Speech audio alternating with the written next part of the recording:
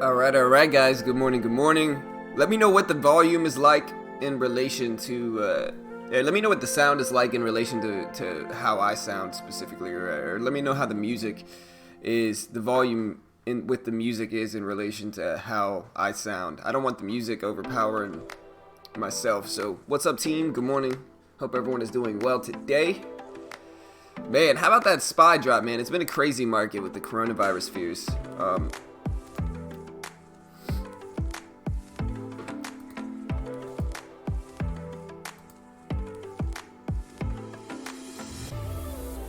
My man Two-Way dropping some fire thinkorswim scripts, man. He dropped the latest one was an auto pivot point S&R and an opening range breakout for 5 or 15 minute time frame script for thinkorswim, and he's dropping it all for free in our Discord in the thinkorswim script share. So shout out to my man Two-Way dropping that knowledge on us in thinkorswim.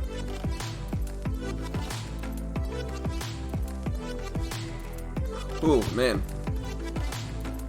Well, what's up, guys? It's good? Alright, cool.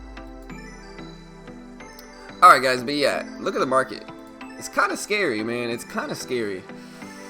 The coronavirus fears are really influencing this market today, guys. But, man, look at the SPY. The SPY dropped down to 312. The big level was 320, I think. And the SPY just said YOLO on that level, and just kind of kept going.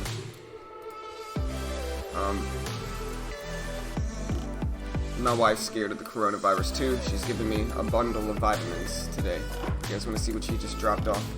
A bundle of vitamins, gummy vitamins, but they're vitamins. She just dropped off gummy vitamins to me. But yeah, kind of a scary market. You know, yesterday, big drop, biggest drop we've had, and I don't know. Let me see. Huh? No. But yeah, it's the biggest drop the stock market has had in maybe the last year. It looks to be the biggest daily drop the market has had in the last year. The only other day that really comes close is right in here, like July, late July, early August of last year. We kind of came close, but man, this is a pretty serious drop. Like, look at this drop. Huge percentage points. A lot of points that we dropped yesterday. So kind of scary, man. It's kind of scary, you know. It is a little scary. The coronavirus apparently is causing some panic in the market, and that's really what this is. It's just the coronavirus fears and the coronavirus panic. So yeah. What's up, Tech? Our team's looking good, brother. Our team's looking good, man. We got my man Danelle H. Danelle was talking to us in Discord yesterday. I just responded back to him. Danelle said, and I think Danelle's strategy in the top 20 is the best strategy. So like, if we look at this,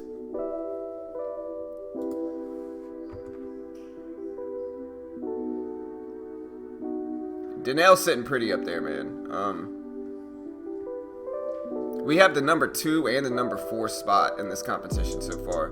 And so, yeah, we're doing really well. We also have the number 50 spot too. So we have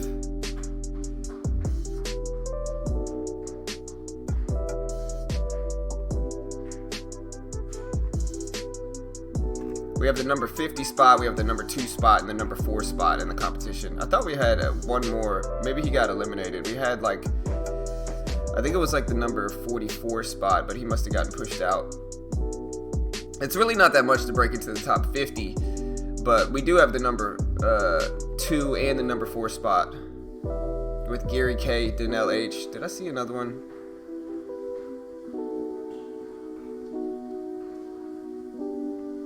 Yeah, it's just the number 2 and the number 4 spot.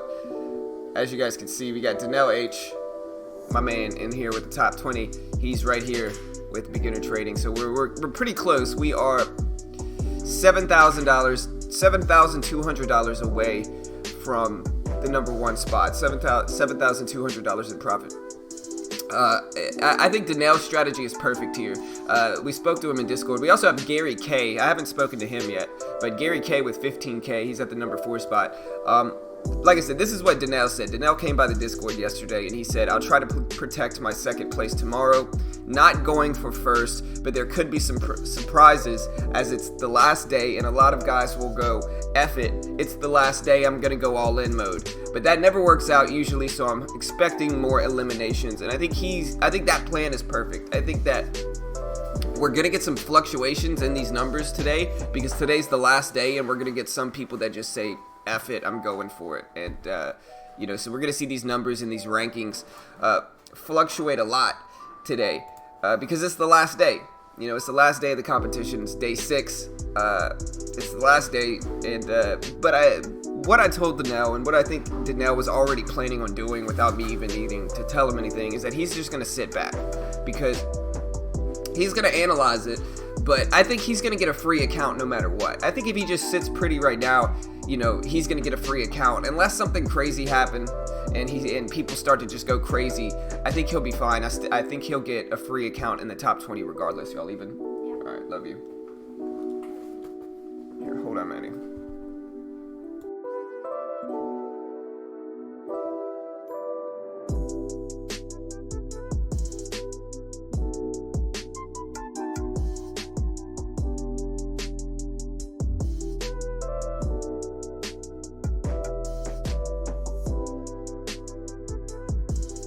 All right, I'll be right back, guys. I'll be right back.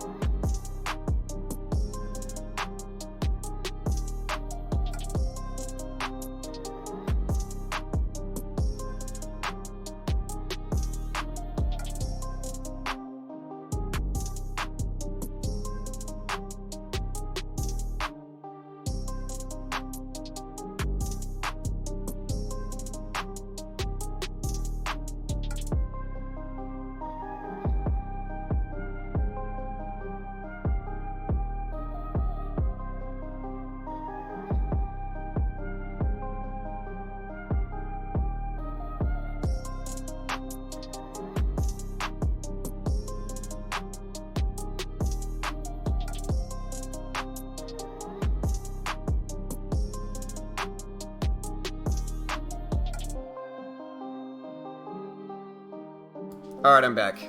Sorry. What's up, guys?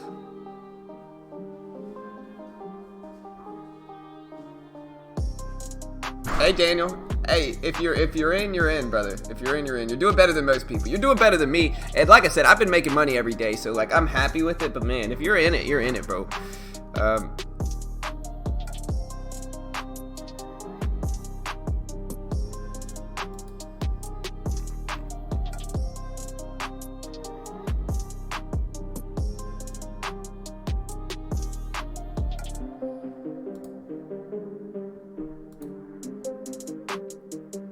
Alright, we're going to start looking up some catalysts today, team. Some catalysts in the market. Market's going kind of crazy. We got, just to look at some gappers here today, we got a SLS.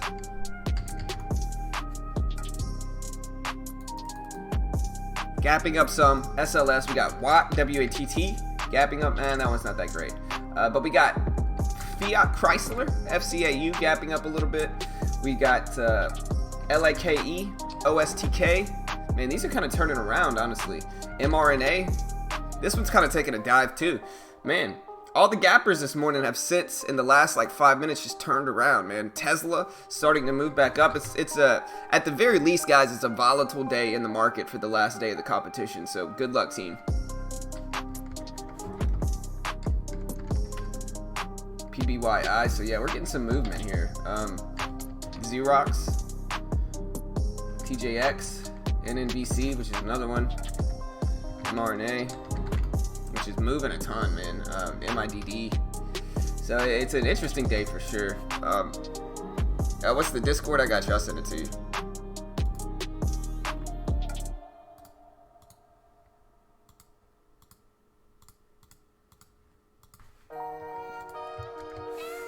There you go.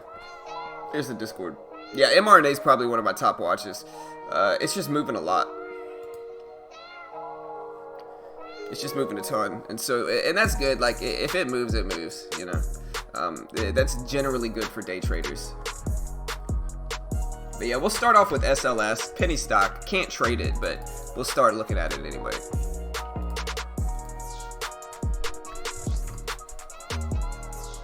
Alright, so SLS put out a release that said that their analysis showed statistically significant median overall survival.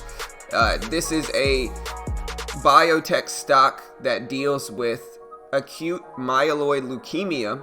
And they had some data that came out that said that the analysis showed, quote, statistically significant median overall survival of 21 months in patients who received GPS compared to previously reported 5.4 months. The final analysis showed statistically significant overall survival of 21 months in them when they were previously reported at 5.4 months in the control.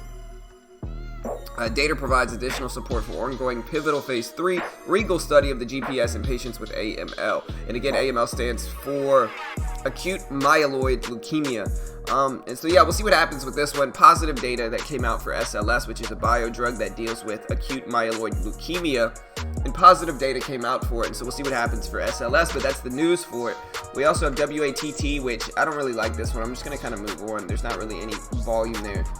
With most of these are usually pretty dull here.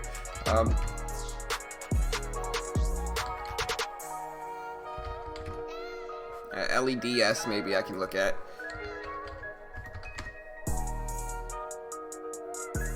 Not really seeing any catalyst for LEDS either. We'll see.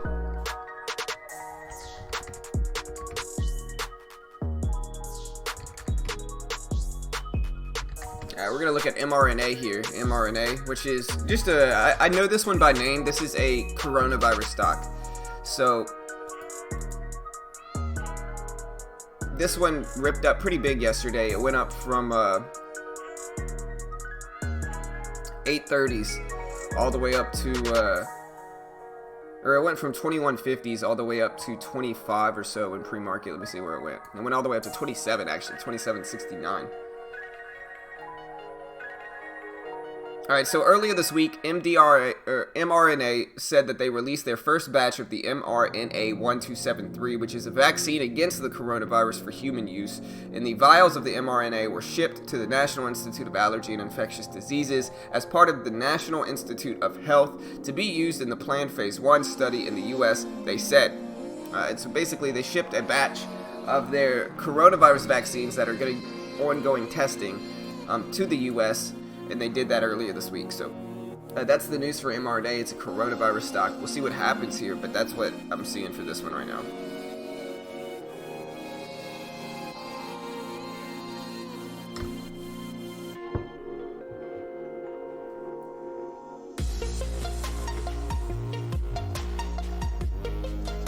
Tyrell, I got you, bro. Tyrell, you in the Discord, man?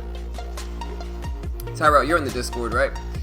I got you. I'll show you exactly what you do, Tyrell. I got you. Alright, so what you want to do is I'm gonna send you the script. You want the previous closing price script, Tyrell? Just message me, bro. I'm gonna send you exactly what you put in, and I'm gonna show you exactly how you do it. Alright, so here's the previous closing price. I think you are in the Discord, Tyrell, so I got you. Hold on. I'm gonna find you and I'm gonna send you exactly what you type in. Hold on.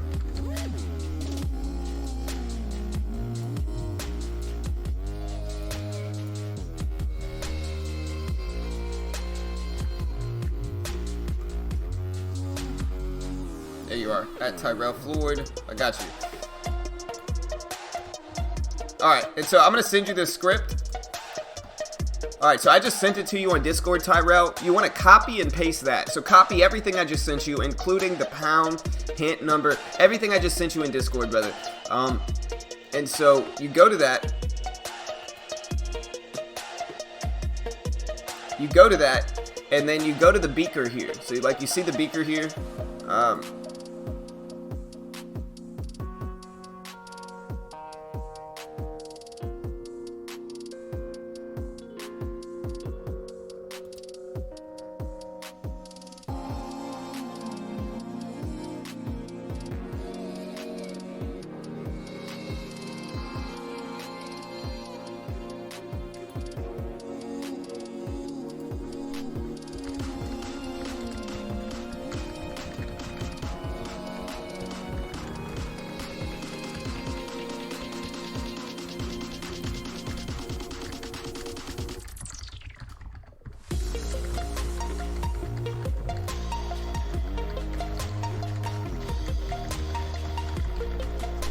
So anyways, so you go to the beaker here on Thinkorswim. Let me make sure you're ready.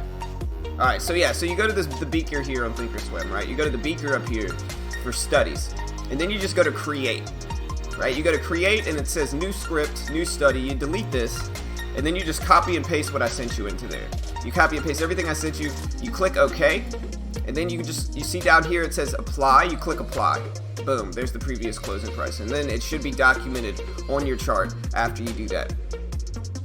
So yeah, you just go to the beaker, you go to create, and then you delete everything, and you just click copy and paste, and then apply down here, and you should be good. You should be good.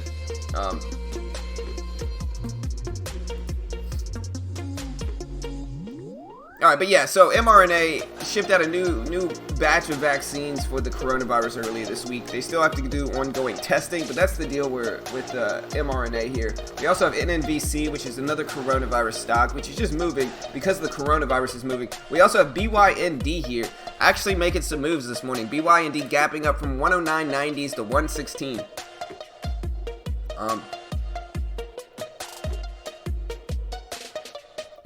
So yeah, BYND gapping up from 109.90s to 116. Let's look up the catalyst for BYND.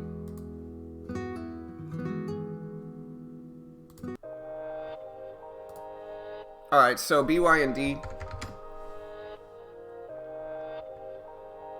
Alright, Starbucks is going to begin selling the Beyond Meat plant-based breakfast sandwich on March 3rd in Canadian stores. So I actually think this might be a good thing for BYND. I think with Starbucks, it's a coffee company, and I think more vegans go to Starbucks than they do to McDonald's, right? And I think that if you're gonna look to sell a vegan sandwich, you gotta find where your market share is. And you know, I don't necessarily agree with them targeting fast food, because I don't think vegans necessarily shop at fast food, and I think vegans are extremely strict with what they eat, and so I don't think they're gonna go to McDonald's if there's even the slightest chance that the fake meat is gonna be cooked in the grill with the real meat. And so point is, I don't think vegans are gonna go to fast food, but I think Starbucks specifically, what might give them a little bit broader market share with their vegan meat, their fake meat substitute. And so I think Starbucks is a little bit better. We'll see what happens, but I don't hate that partnership here. But yeah, so the news that came out again was that Starbucks is going to begin selling the Beyond Meat plant-based breakfast sandwich on March 3rd in Canadian stores. And I think they might have a little bit more success with that.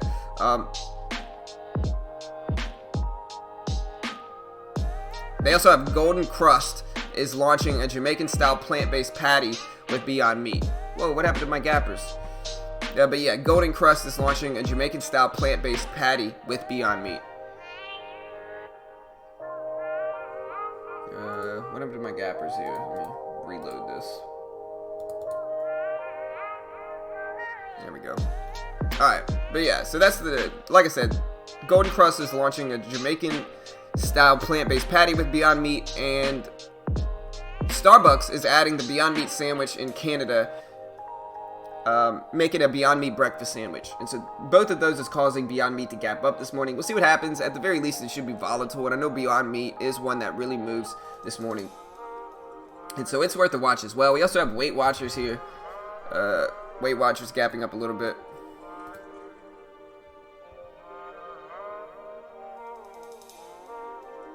I like McDonald's hash browns. Hey, I like McDonald's hash browns too, bro. I'm not hating on McDonald's. I love McDonald's, dude. I love McGriddles, man. McGriddles are like some of the best breakfast sandwiches I ever eat. You know, a pancake with like a breakfast sandwich is delicious, man. I love McGriddles. I'm not hating on McDonald's. I love McDonald's. I'm just saying, vegans are some of the most strict eaters, and if there's even the slightest chance that the fake meat is going to be cooked on the real meat grill, then they are not going to touch that stuff. And I think, like I said, I think people that are super health conscious don't necessarily buy from McDonald's or fast food restaurants. And so I think selling a fake meat sandwich at McDonald's is not going to go well, you know. But again, maybe I'm wrong. Maybe they see something I don't. It's very possible. You know, I'm just speculating, I guess.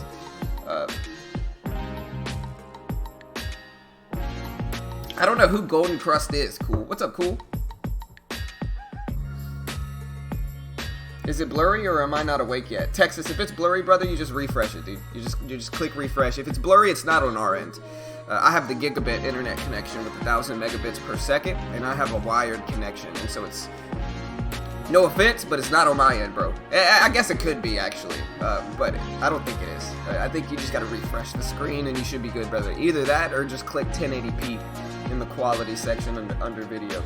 But yeah, I don't know what Golden Crust is.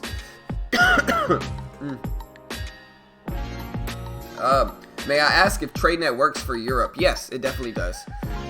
We have a lot of people that sign up through Europe, and so it certainly does. I think they have a sale going on right now in the last day, and so I'll post that. I'm not really one to, I try not to post and plug or push anything in the first hour and a half of the stream, but if you want to check it out, there's that link. Yeah, McGriddles are so good, but I always feel gross after eating them. Yeah, I'm the same way, man.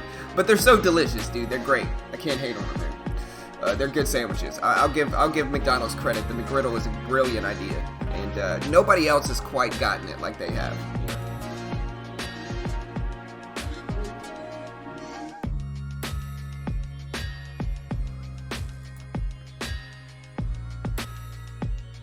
Golden Crust is a Jamaican restaurant. I'm Jamaican. I eat there every now and then. So my dad used to always take me to a Jamaican restaurant in Baton Rouge that, like, he knew the guy that started it, and he was, like, friends with the guy that started it. And so my dad used to always take me to eat Jamaican food, like actual, like, real Jamaican food, though, when I was a kid. I haven't eaten it in a long time, but I remember it was really, really good. It was great. And I used to go there all the time as a kid, but I haven't been in years, and it was an old place in Baton Rouge. It might not be around anymore, but it was great. It was great. What about Fiat Chrysler? What's up, Cola? Let's see. We can take a look at Fiat Chrysler. Yeah, it's gapping up some. There's not really any volume to accompany it. I can look up the catalyst behind it, though.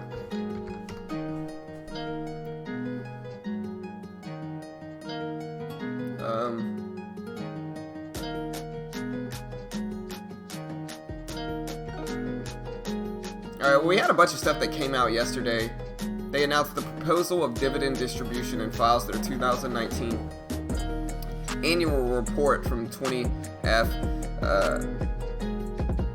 So yeah, they announced yesterday that their board of directors intends to recommend to the company's shareholders a dividend distribution to the holders of common shares of euro 70 per common share, 70 cents, or 70.7 euros per common share, corresponding to the total distribution of approximately 1.1 billion euros. The distribution from the profits shown in the 2019 company financial statements will be subject to the approval by the annual general meeting of shareholders, which is scheduled to be held on April 16th, 2020. And so that's the news that came out for Fiat Chrysler, and I guess a few people are buying it. The rain is gone, Texas. The rain is gone, brother. You know. Yeah, I got you. I know.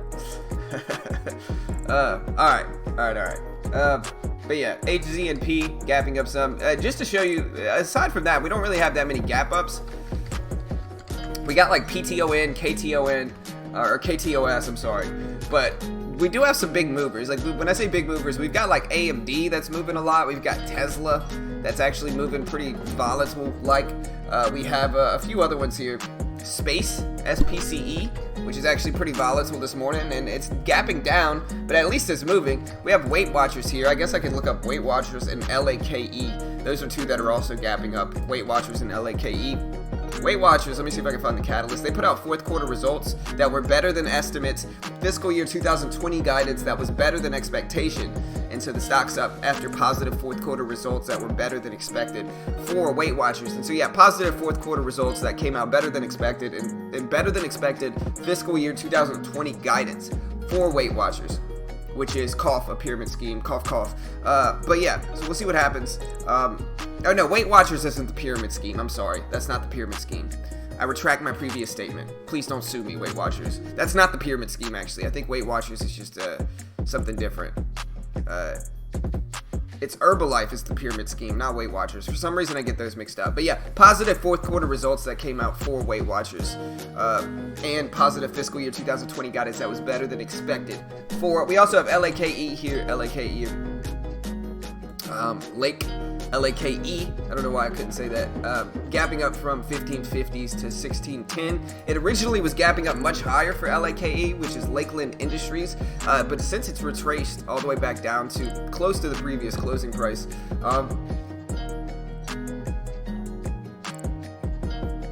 this is apparently a coronavirus stock, because there's a lot of coronavirus news. So Greece confirmed the first coronavirus case, and so that is something relevant in today's market. Greece did confirm the first coronavirus case. The WHO head Tedros said using the word pandemic carelessly has no benefit and could amplify unjustified fears and stigma, paralyze systems, etc. And so he's cautioning everyone to use the word pandemic carefully and not carelessly, because using it carelessly has no benefit, could amplify, and it says, quote, could amplify unjustified fear and stigma and paralyze systems. And so basically he's saying to use the word pandemic carefully. He also said using the word pandemic falsely indicates we cannot contain the virus. Italy reported 374 total confirmed coronavirus cases on Wednesday, which was today, up 52 from Tuesday. WHO says as of today, there's a total of 80,988 cases of the coronavirus outbreak globally, and 163 passengers on the ROK China flight are under observation after 5 reported to have fever. And so, yeah. Apparently this is a coronavirus stock. We'll see what happens with Lakeland as well. Like I said, though, Tesla also making some pretty interesting moves here. Let's see if this has any catalyst for today.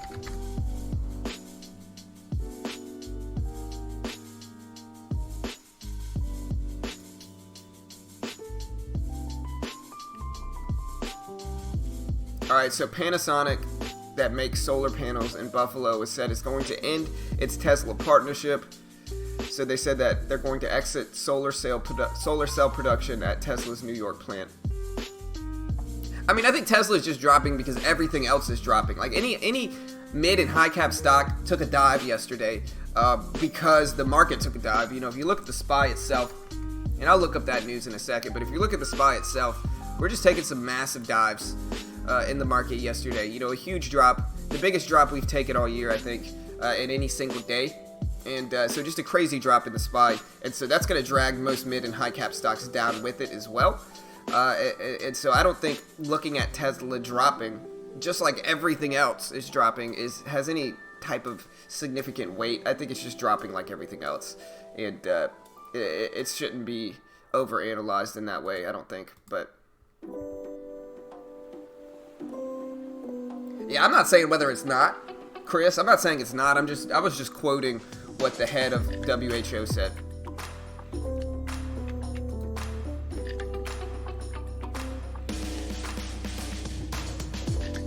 Brazil just confirmed 2 cases of the coronavirus as well. That's scary, man.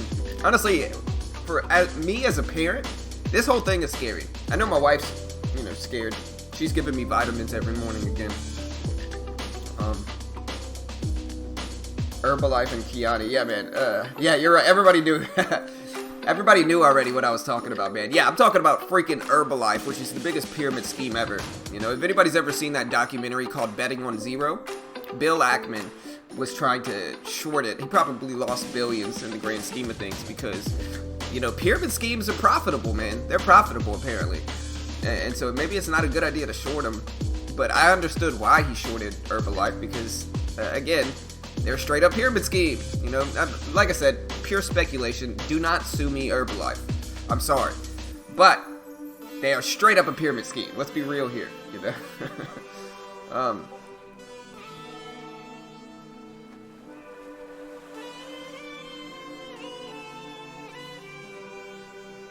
Right, exactly, futures. I'm not one that really gets that scared. When I say I'm scared, I'm somewhat embellishing that. I do think it's something to watch, but I'm not super scared of it, and I think a lot of it is propaganda, and I think some people profit off of the propaganda, Like, I think a lot of people profit off of the propaganda, so they'll be like, oh, the world's gonna end, but buy my supplement, or buy my water filters, the world's gonna end, please buy my water filters, And then people that get emotional about it are like, I better buy those water filters, because the world's gonna end. And so I think people profit off of propaganda to a certain extent, and propaganda and panic causes, headlines. And so I think people make money from it, and you got to look at it from a business perspective and try to understand it. In the end, I don't think we should get too freaked out by it. I don't even think the virus is that dangerous. I don't think the virus is that dangerous. Like, I just got over the flu. I had the flu 2 weeks ago, and that sucked, But I think that is probably more scary than the coronavirus is. What? Don't hide your children? Huh? Hide your kids, hide your wife, What's up, bitch? Hold on, let me get the sound right. Just hide. Yeah. Hold on. Yo, what's up, man? Don't worry, guys. I'm trading out of the bunker today. Right. Bunker trading. You guys don't know, but I'm in the bunker. Yeah. Yeah. This thing can withstand a nuke. I've been building it all my life. Yeah. Hey, I don't blame you, man. I get it, man. We all need a bunker. We all need a bunker. I'm underneath the Rocky Mountains. Yeah. Right. But you ain't gonna find me. The world's gonna end. Please buy my water filters. I'm gonna sell my water filters. The world's gonna end. That was a great time. Day trade today. Yeah, now's a great time to buy my water filters today. The world is ending, so I'm day trading today. Right, exactly. I'm doing what I love. Cool says Herbalife is a company that offers young high school students the chance to sell knives to family and friends. Yep, exactly. That's what they do, man. They do target minorities too. It's actually a pretty scummy company, Herbalife. Pretty scummy company. I don't know how they're still around. And I guess, like I said, I guess pyramid schemes are profitable. I guess that's what it is. But it ain't the only one. Yeah, no, for sure, 100%. There's tons of them, honestly. Honestly, my Facebook is filled with old high school acquaintances that are just slanging pyramid schemes, man. They're just slanging the best ones are the travel ones. Oh my gosh, man. Honestly, and people get so wrapped up in it. I'll like if they're like a legitimate friend, I'll contact them. I'll be like, yo, you're in a pyramid scheme. Like, get out of there. Like, you're in a pyramid scheme. Like, you're never gonna make money doing this. And they are so hell bent on doing it that they just argue against me, tell me how much it's changed their life, and I'm sitting there like, shut up, man. Like, just be quiet. But it is what it is. What's up, Tiny? Good morning. What's up? What's up? Good morning, traders. How we doing out there? What's up? What's up? Good morning. We got Daniel in the house. We got Adam, Tech, Jay, Emmanuel, West Coast. We got Brett, Tyrell, Mr. K, Masher in the house. Tiny trader with the channel. Yep. Member. I like to see that. There you go. She's a yellow member too. Yeah. We got Jay, Austin, Coolio. We got Texas, Future. What's going on, guys? How we doing? What's up, team? Good morning, guys. Ooh, look at mRNA bounce back already, man. Look at that move back, man. That thing was down, now it's back up to 27.30. I'm assuming the market is dropping, and that's what's kind of causing this. Volatile. Yep. put it this way: anything that gapped up today, I just think if it gapped up today, I don't think it's going to be shooting up out the waters. Yeah. So you got to be careful with some of this. There could be some bounce backs today. I do agree with that. And you could get some moves up, but understand that it shouldn't be like a breakout on the daily. It should be more moves to resistance on the dailies. Right. It'll probably that can retrace. Clearly happen. Yeah. You know, what I always say is, you know, a move up to resistance is always just a retracement move. That can clearly be in the waters today with a lot of stocks. So that's what I'm going to be looking for, moves to go to the daily resistance, because I don't think they're going to be breaking daily resistance, because there shouldn't be momentum at those price points. Yep. All right, guys, let's go ahead and get through some stocks. Let's get through some stocks right quick. You know, it's 9:09 right here. Let's run through something right here. Got some stocks to go over. Don't know which ones you've run through already, John, but if I go double over, just let me know. That's cool. Yeah, I mean, I've gone over BYD, mRNA, SLS, but you can go over them again. You might have different stuff that I didn't. I talked about the catalyst, though, behind it. All right, guys. First one up is going to be Papa John's. John's. Didn't do that one, so you're good. Pizza. Stock. PZZA. You can clearly see on this one, they got a reported quarter 4 earnings beat, 37 cents per share, beating the analyst consensus of 32 cents by 15.62%. This is an increase of 146% over the earnings of 15 cents per share for the same period last year. So if we look at the same period of last year, we're in, you know, January, so we can pull back to where we were January last year. We're about 42. We're about $40. So if we think about 146% increase, this stock could at least have the earnings to get up there to $80. At least the earnings state that. No one's to say that it can get up there, but when the earnings are there, usually it's a strong company. They said that Papa John's accelerated its turnaround on the fourth quarter with a second consecutive quarter of positive comparable sales, positioning themselves for a strong start in 2020. Rob Lynch, the CEO of Papa John's, said that, and he quotes, "Our 2020 plan accelerates this momentum as we work to become the world's best pizza company and deliver long-term profit growth." This one, you know, spiking up there, pulling back. What I think about this one is that I think it's going to hold a tight range, at least for today. I really wouldn't want to trade it today. I would want to let it get out of this range to 65 and 70. Once it gets out of that 65 and 70, then I could look to trade this one. All right, guys, let's go to the next stock here. Lowe's was a quarter 4 earnings beat. LOW. All right, guys, this one is bouncing back, made up all its gains from yesterday. Look at yesterday on this one. So you got 2 days that it went down, and then pre-market we dipped immediately to that 1010, but then the earnings news came out and the agros just picked it right back up. You see it's right back at 120. This one's going to be interesting to watch today. I'm trying my best not to trade these kind of over $100 stocks just because I haven't been capitalizing on them.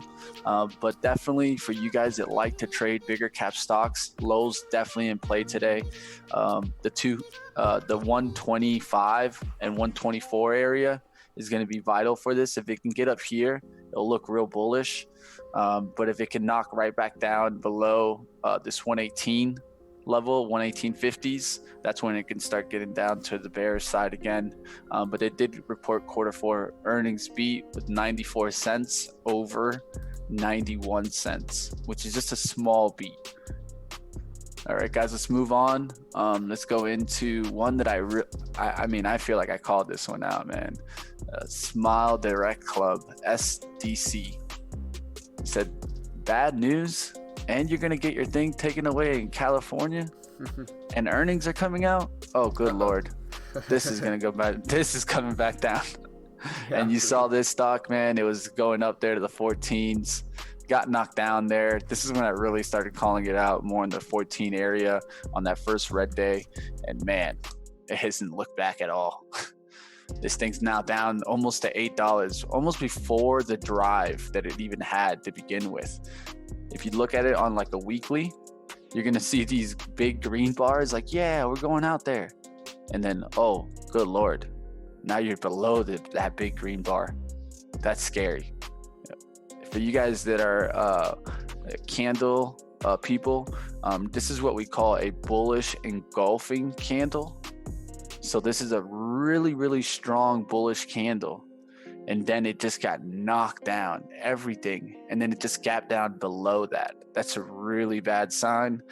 Now it could probably use this 923 as resistance. That I do see possible today. So you could see a bounce back in this one towards that $9 or 923, and then a fade down on this one. But SDC Club tanking, as Benzinga wants to say, tanking on Q4 earnings miss. You caught it. Hey, they reported a net loss of $97 million in the quarter that ended in December, even though as net revenues increased 53%. So they made 53% more money, guys, and they were still in the net loss, $97 million.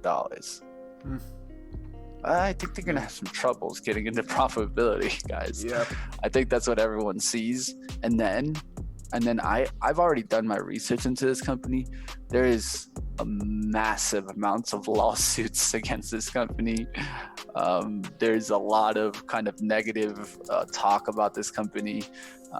I don't know it. I haven't used the product, but I can tell you at least there's a lot of lawsuits against them saying that they're pretty much taking advantage of the consumer, that their product really doesn't adjust teeth, that it's more like a retainer, and that they're selling it like it's braces, and that's kind of misleading to the consumer, which in the long run kind of catches up with them, especially with those lawsuits that are coming in. They lose licensing. There was talk about them possibly losing their California licensing for the same exact issue. So with that one, like I said, if one knocks it down in the state, they're going to get reviewed in a lot of states. They could potentially knock down a lot of states for them. And then next thing you know, their product is insufficient or can't be sold in certain states, thus knocking down their value even further. Yeah, for sure. I can see that. All right, guys, let's move forward. Let's get into the space live. I know everyone wants to talk space. Did you see those earnings? So I looked at it. I didn't actually see the catalyst behind it, though. And so I talked about it, but guys. I didn't. Yeah. So I think the best way to look at this chart is a 1 hour chart. If you look at this on a 1 hour chart, you guys are going to be able to start seeing that this has just been holding a range, at least since about the 18th when this gapped up to 35s up here. So it's just been holding the range. It has a full range from 37.67 down to about 28.79. The real bottom is closer towards this 31.36. So that's what I'm going to be paying attention today. And if it can get above 33 today. This one's still on the chart. If I just had to look at the chart and not tell the story, I would say it looks bullish. It looks like it's holding support. It keeps getting buys here at 31.50. Whenever it gets to 31.50, people buy it off the support and it spikes up about $2. So I know there's a big buyer there at 31.50s. I'll pay attention to that price point today, see if there's a big sell order. But this one on the chart looks bullish. Now their earnings say something else. They tried to put some fluff in their earnings, talking about how they're going to go ahead and reopen the kind of selling of the tickets to space, because it was actually even halted. The sales of the tickets were halted after death of a pilot during a test flight. But the growing demand and this stock going to the moon made these guys figure out, hey, we need to put this ticket back online here. with the stock going crazy, we need to get some kind of profits here, some revenue. And then you look at their revenue for the quarter, and it's just atrocious. It's just their capital expenditures, $6 million, and they only made $529,000. That just tells you right there, guys. They're spending $6 million in the quarter, but only making $529,000. Yeah, I heard somebody talk about this one, and they said that, and it kind of makes sense, right? Like it's a spaceship company, basically, like a rocket ship company, and it's basically said that Reddit is pumping this stock up, right? That like Redditors are pumping this stock up to unreasonable levels, and so it's like, yeah. I kind of see that it's getting a little bit overvalued here, because how much value is this stock really going to have in the next 5 years? Not that much. I did my research in this, and you're right in the Reddit, guys. There is some Reddit trolls pushing this. And then there's also hedge funds, guys. If you look at this, what this was a move from what they call value stocks to what they call volatile stocks or volatility stocks. Yeah. So a lot of times, so the way that hedge funds trade, guys, is they try to do very secular trades. So if one certain sector is hot or they feel will get hot, they'll go ahead and take a position. Before this market did this run up, they took a lot of positions in tech. And as the market broke out through the highs, they sold their positions. Why? Because they saw the value there. They made their profits, and they said, hey, the value stocks have already made their run. Now, usually what makes their run after the value is going to be what? Growth and volatile stocks. So stocks that have really good growth, or stocks that are, have a big implied volatility. And then we saw stocks like Tesla rip. We saw stocks just start doing some really volatile moves, start breaking out, making some big moves, even penny stocks making big moves. We saw that nice hot momentum again. That's when the hedge funds were what?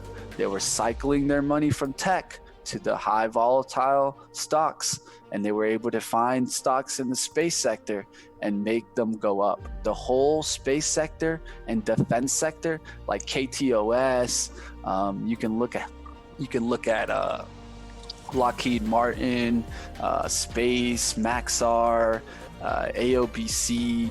When you see that whole sector go up in a certain direction, that's not just one trader. Those are big institutional traders. So you can learn from this, guys. I always try to do what's called bottom-up analysis. This is not for day trading, but just to understand secular trades is look for the hot sector, then look for the hot stock in that sector. And that's called a bottom-up because you start first looking for the industry, and then you look for the stock. Yep. All right, guys, and I'll just keep moving on here. 921, just want to go over one last one here. Really big earnings beat and really good report. TJX. Look at this. This is the only one that I could at least say right out the waters today is looking like complete opposite of the SPY. Yeah.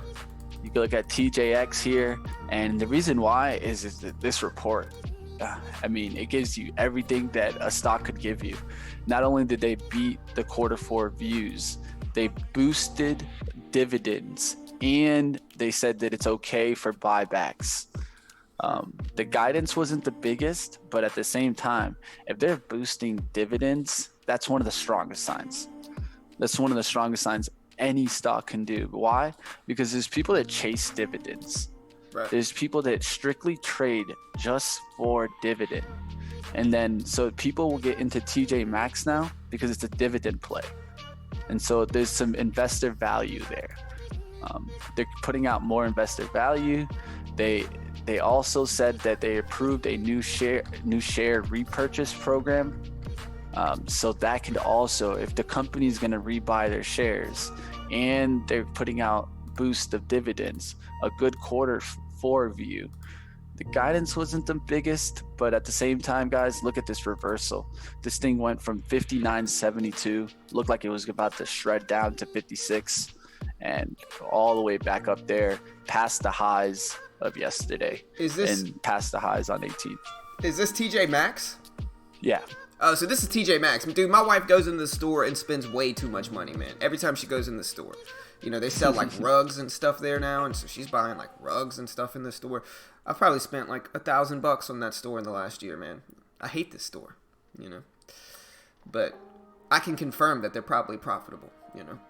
Because, like I said, my wife goes to the store and just burns through money, man.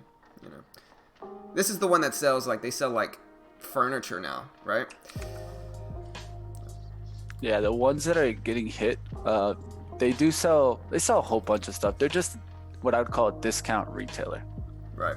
Yeah. They sell like backroom like polos and stuff like that for discounts. Basically, it's clothes that other people aren't buying. What's up, Sean?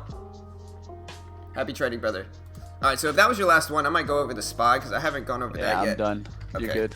Yeah, we got about 6 minutes, guys. I'm going to go ahead and look at the overall market today. And like I said, I'm going to go over the SPY itself, the overall market. As you guys can see, yesterday we had the single biggest drop we've had in the overall market in the last year. You can see a huge drop yesterday, just a monstrous drop. The SPY went down from around 324s all the way down to 312. If we look at the daily and the weekly chart, you can see how big this drop really is. You know, it's the single biggest drop we've had on any specific day since December of 2018. So December of 2018 was the last time we had a huge drop like this, and we'll see if we rebound. You know, especially, it's definitely the biggest drop we've had in the last year, certainly. You know, the biggest 2-day drop, especially in the last year or so. The second largest drop we had like this was back in August, in late July, early August of 2019. And so I'm going to go ahead and read the ETF preview for this. Most of this is due to the coronavirus fears in the overall market. And like I said, I'm going to be selling my new water filter, you know. Just kidding. Just pure sarcasm. But anyways, stock futures, and I'm going to go ahead and quote this, and this is from MT Newswires. It says, quote, "Stock futures were mixed ahead of the open, with the Dow Jones Industrial Average losing more than 1,800 points over the last 2 days of losses as market sentiment was rattled by news of the coronavirus cases outside of China. The number of confirmed cases in South Korea, Italy, and Iran climbed further, and new cases were reported this week in Oman, Kuwait, Iraq, Afghanistan, plus others according to Reuters. Concerns also spiked up after the U.S. Centers for Disease Control and Prevention told Americans to prepare for the coronavirus outbreak, and now the U.S. has 57 confirmed cases, while an American soldier based in South Korea is now infected according to the military. Man, so we've got 57 cases here in the U.S. In economic data news, new home sales for January will be out at 10 a.m. Eastern Time, which is already out, which is in about 30 minutes or so, with expectations for a seasonally adjusted annual level of 710,000 compared with the prior level of 694,000. Moving on to commodities and a few other things here, you can see commodities, we have crude oil down 1.4%. The U.S. oil fund is down 1%. Natural gas is up 0.05%. And the U.S. natural gas fund is up 0.8%. Gold is up 0.07%, with the Spider Gold Trust being up 0.7%. Silver is down 1.4%. And the iShares Silver Trust is up 0.2%. And so, yeah, we got a pretty big drop in the overall market. Let me go ahead and get the intraday scanners up. We got 4 minutes, guys. But yeah, coronavirus fears are freaking everybody out, basically. And, you know, we'll see what happens. But, you know, like I said, as a parent, it's a little scary. At the same time, the coronavirus isn't necessarily like a super dangerous virus that we know of yet. It's pretty mild overall, I think, and it's not necessarily super deadly like people are acting like it is. Maybe I'm wrong, though. It's all pure speculation. Yeah, I would be concerned a little bit now, just because the way that it's spreading in Italy. That's the main concerning part. If you really look, they didn't worry too much about China. They're worried as soon as it got to the heavy retail, which is Milan. Yep. Milan getting like to where the streets go dead, that'd be really, really bad for a lot of stocks. High-end stocks like we're talking Burberry, Tiffany's, all these high-end stocks that sell are going to get really bad earnings. if that happens. And so that's, I think, the concern is tourism, guys. When tourism dies out, the money starts drying up. Right. Why? Because when tourism dries up, people stay inside their house. When people stay inside their house, they don't spend money. Exactly. Tourism drives the economy, and so with tourism down, it's going to drastically affect ours too. So I'm not concerned about necessarily the corona. I'm concerned about consumer expenditure. Yeah. I mean, market goes up, I profit. Market goes down, I profit as a day trader. So, if the market drops, it sucks, but it's also going to give me a cheaper buying price. Warren Buffett famously said, what did he say? Warren Buffett famously said, "It is better to be fearful when others are greedy and greedy when others are fearful." I think a Rockefeller quote was also, "The best time to profit is when blood is running in the streets," is what Rockefeller said. My man Rockefeller with the morbid quote over there, but what he's saying though is that when there's a crash, people buy up stuff, and that's how people get rich. Is when market crashes, they load up on shares when they're cheap. Is basically what he's saying, and so we'll see. But yeah, man, everyone with their investment accounts, those are the ones that are worried. Yeah, if you didn't take profits, this is why you got to take profits, guys. Yeah, I got an IRA. So a lot of people need to understand that if you're going to either do the buy and hold strategy, that's fine. But you have to understand that you need to be getting in at different times. You need to be looking into kind of the Warren Buffett method. 3% down means buy. That's what he said every single time. The market drops 30%, you take a snippet. The market drops 30% more, you take a snippet. And he's a smart man on that, because he's not buying up at the highs. He understands that you buy into panic and then you let the market come back to you. Yep. And that's how you long-term hold. That's the truth. I can tell you that right now. You want to buy it at good evaluations and then hold. All right, guys, there's the bell. Let's do this. The one that will concern me if it really tanks, airlines. Look for those airlines to lead, because airlines are not flying right now. Yeah, for sure. I'm scared of the airport, Yeah, and the main ones, the ones that fly internationally, like Delta, American Airlines. So Andy said the 2% death rate flu is like 1%. Yeah, but that's the cases that are serious enough to actually go to the hospital. At this point, I'm sure there's a bunch of people that have it that we don't necessarily know about, and so I think that's going to skew what those numbers actually are. And so point is, I don't think it's probably 2%. I think it's probably much lower. I just think there's some people that don't go to the doctor and that we don't actually know have it, that get over it without necessarily needing medical attention, and so that's going to skew that number up, if that makes sense. AMRN actually looks strong right now, but I'm gonna wait to see that one. It can pop over 1750. Yeah, market's up to 3. Market's bouncing back, which is usually what we get a lot of the time with a huge drop like this, is the market rebounding some. Market popped up to 314.80 in the SPY itself. mRNA's dropping with this market bounce up, and so yeah, interesting. We'll see what happens, but space dropping.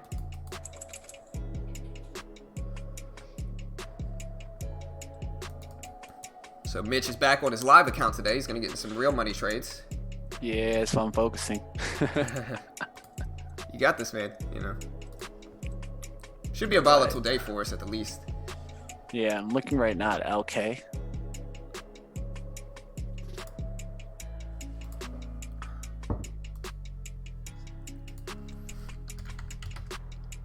CGC cannabis up a little bit. Space completely rebounded here. Market turning around a little bit. Quick little swing there. BYND's down. Had some stocks go up, and then some stocks just swing at the top of it. Not seeing much.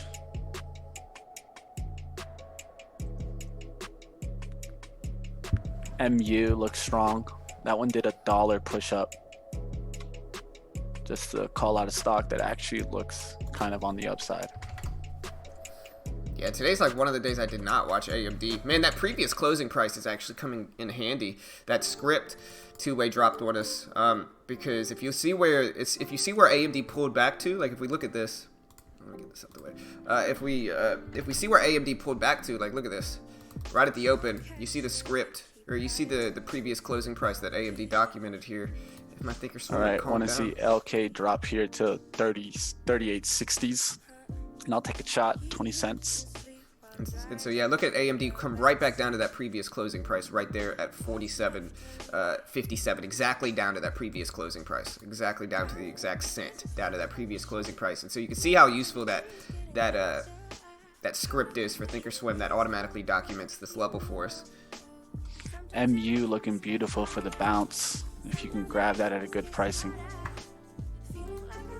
I'm looking right now for LK bounce, but I do like that MU bounce. There it goes. It was a good bounce there. Tony says, wow, I haven't live traded in forever, a bit overwhelming. Look at that. Beautiful trade there, guys. 50 cents on the plus side there for a 15 cent or 20 cent risk. We got Texas Trader saying Mitch is secretly buying calls of BYND. Mitch is loading up, loading up. Yo, you guys don't know it, man. Yeah. I'm telling you, $50. I'm gonna stick with it. Yeah. We'll see. I like this partnership with Starbucks a little bit better. It is what I talked about this morning. Like, I like the Starbucks partnership better than the McDonald's partnership because at least some health-conscious people shop at Starbucks. I don't think many health-conscious people shop at McDonald's on an everyday basis. And so I think selling it at Starbucks is going to be a little bit better. I'm not going to say it's going to succeed. I don't necessarily trust it or I'm rooting for it, but I'm highly skeptical of it, I'll say that. But I do think the Starbucks deal is a little bit better than the other ones they have.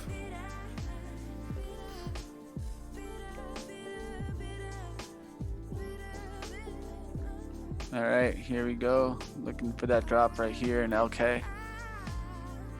Listen to this comment I got yesterday in one of our videos. Listen to this.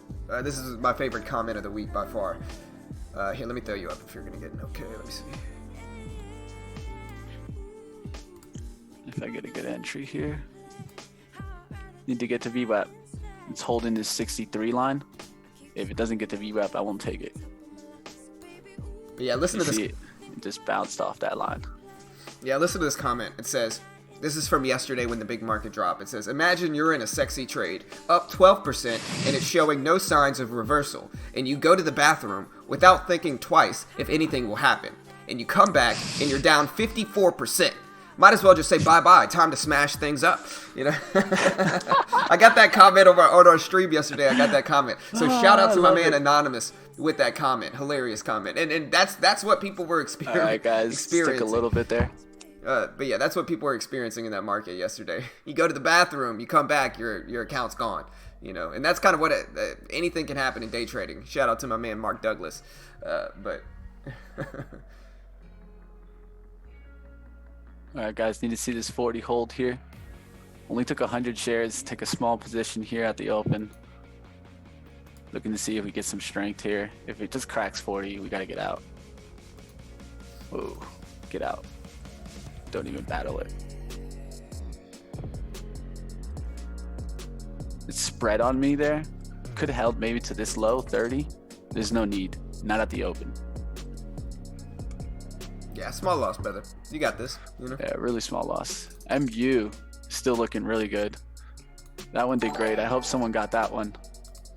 Probably should have stuck to that one. I've just been so biased with LK recently, but MU did definitely look like the best chart today with a nice dollar push out, pulled back to VWAP, pushed up there about 30-40 cents from the VWAP.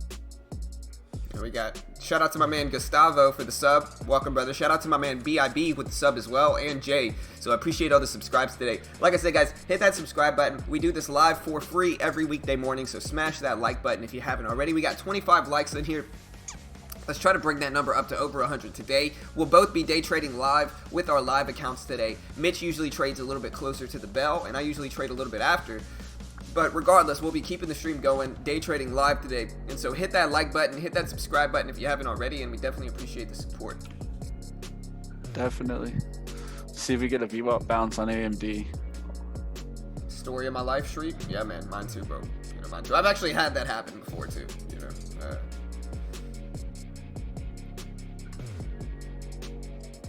had that happen for buying guru alerts. Yeah, man, I've had it. I had it happen with an IPO. I've had it happen with an IPO when I first got started. I'm like, I'm gonna buy 20 shares of this IPO, and 20 shares can't hurt me. I'm up $100. 20 shares can't hurt. Boom, minus $450 later. I retract my previous statement, man. That thing hurt. I remember that. I learned what not to do with IPOs, which is, don't forget to analyze the range of an IPO. You might think 20 shares is not much, but if you buy 20 shares of Tesla, you're gonna be down hundreds of dollars if it goes against you within like 15 seconds. And so remember, analyze the range. The number of shares doesn't mean anything if the range is huge. You got to be careful. That's the big thing.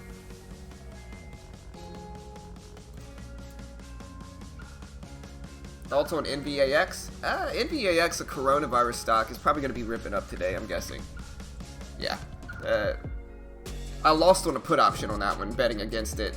And so, it's strong. I'm going to go to the restroom, and so I'll be back. Bitch, hold it down, bro. I'll be back. All right, guys, looking for AMRN, red to green move, VWAP bounce.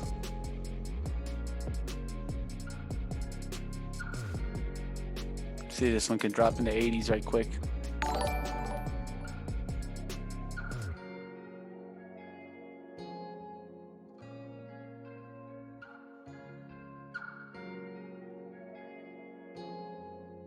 Not dropping in the 80s, got a bot up there at 90s. Waiting for a second here.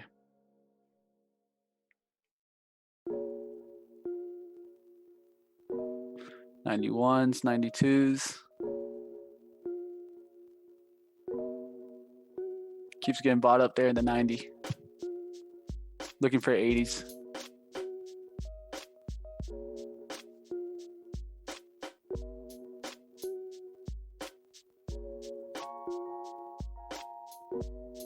Quick dip, I'll get in.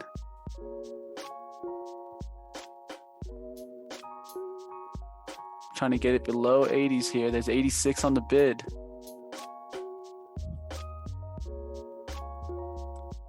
All right, just got in there a little bit there.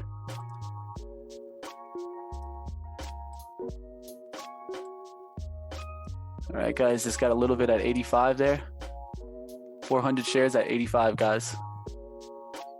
Looking for a VWAP bounce in this play. Got to risk off this 66 here.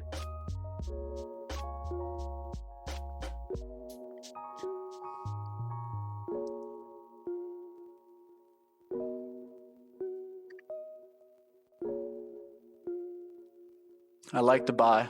It was a good spot.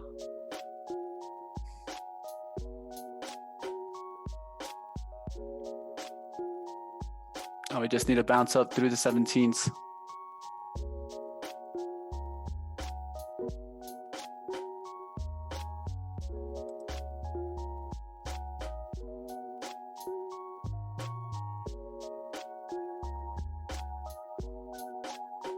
There you go, looking good there.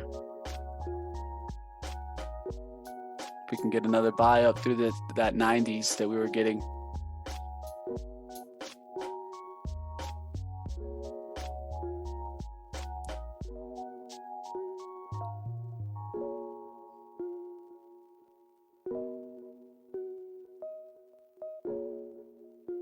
All right, I am back. All right. Hey, what's up, Darren? What's up, brother? You back on the team? What's up, bro? Appreciate becoming a member of the family, Darren. Shout out to my man Darren with becoming a BT member, brother. Appreciate that, man. Thank you, sir. Appreciate it. Welcome to the team, bro.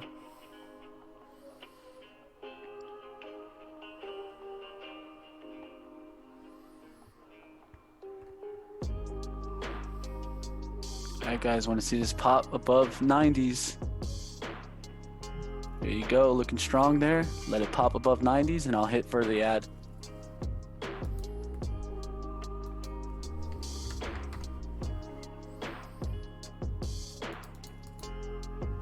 There you go, 90s showing up there. Let's see if there's a big buyer.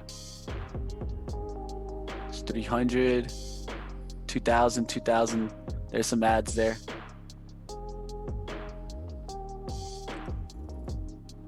All right, let's see if we can get a quick dip in the 80s here. I'll look to add 200 shares.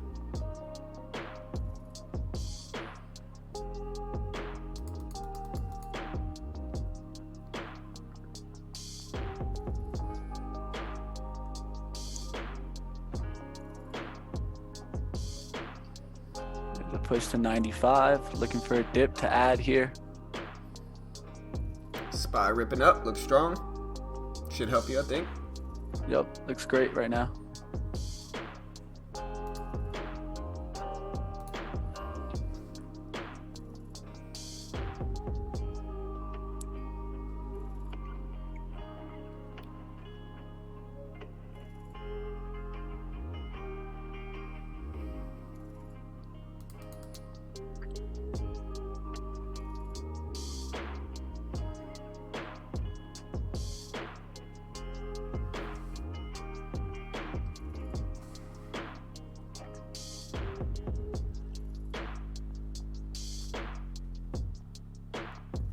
Oof, quick dip there.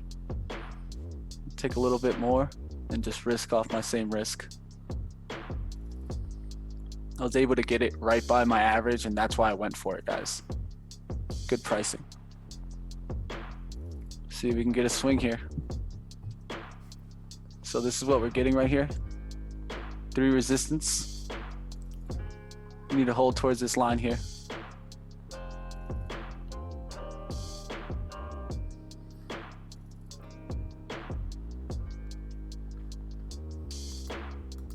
Just push us through 17 again. I think we'll be golden. And then from there on, we can hold break even on the rest. If this breaks down right here, it'll just break down. And we'll have to get out. Hey, appreciate it, Darren. Yeah, no stress, brother. Appreciate it. MDMA, Alan? Is that a stock or is that a drug, sir? Well, it's definitely not a stock. Or no, wait. Maybe you're right. Yeah. I'm not showing anything for that one.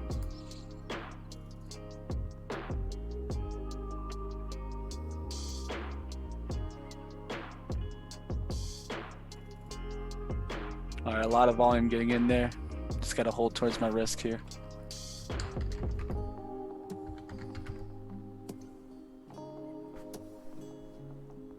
Doesn't look good. Seems like someone just smacked it. But let's see if it was just buyers getting in here.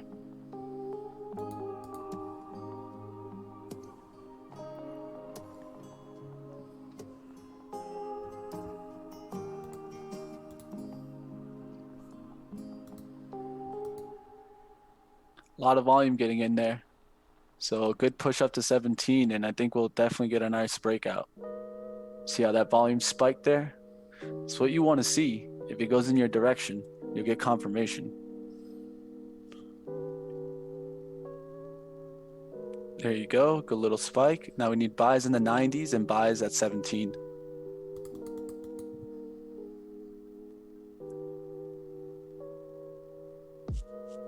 All right. Got to hold towards the 71 no matter what. If this just dips through 70s, we get out. One that's looking interesting for me is Lake, L-A-K-E. It's pulling back right to the VWAP. The only problem is it has a huge range for me. I would have to use 53 as my risk, so my risk would be like 75 cents. And so I'd have to take pretty small share size overall with that. All right, doesn't look that good. It's this one pulled right back.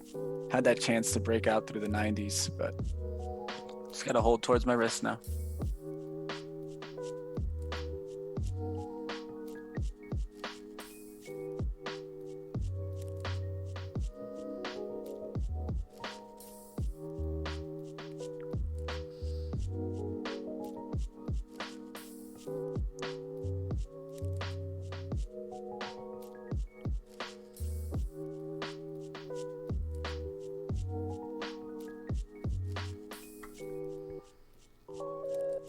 Yeah, CGC pull it back to the VWAP too. Looking good here, guys. If we can get above 17, I might hit an add and look for a push towards 1710. Take half of it off and let the rest work. PZZA falling. SLS. Space pulling back to the VWAP too. Yeah, maybe it's a good thing I didn't jump in Lake. All right, this is where we need to see the volume come in now, guys. If we can get a spike here, we'll look good.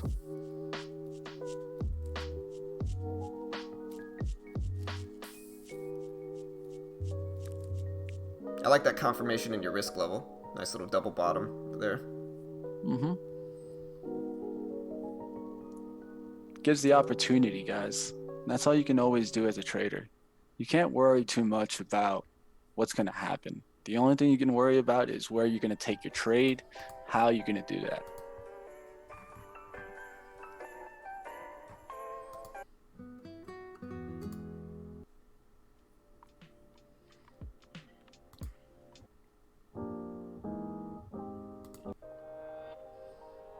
Love to see another volume spike. Remember how we talked about how we got this spike, but we need another volume spike to show confirmation.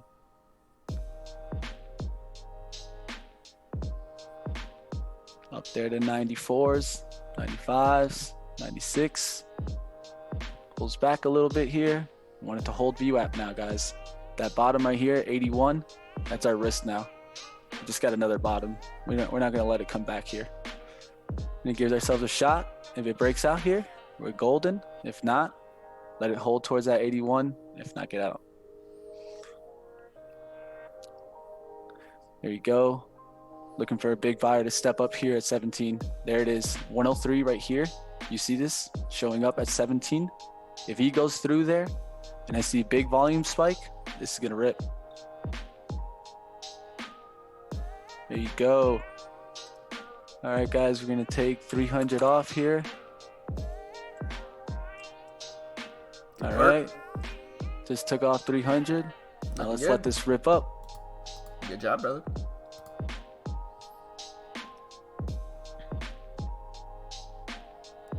It's not tradable. I haven't even checked it yet.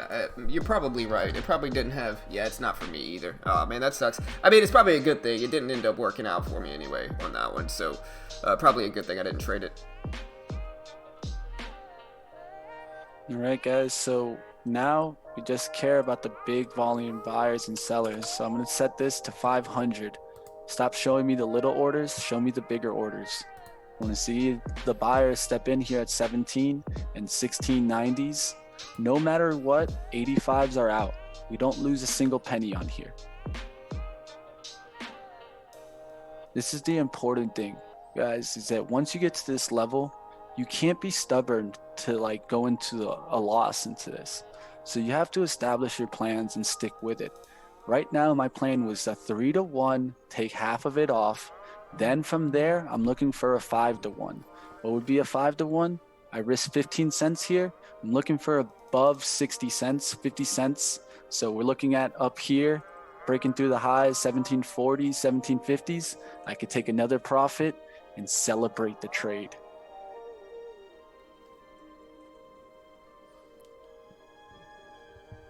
This next month, I really want to focus on maximizing my probability.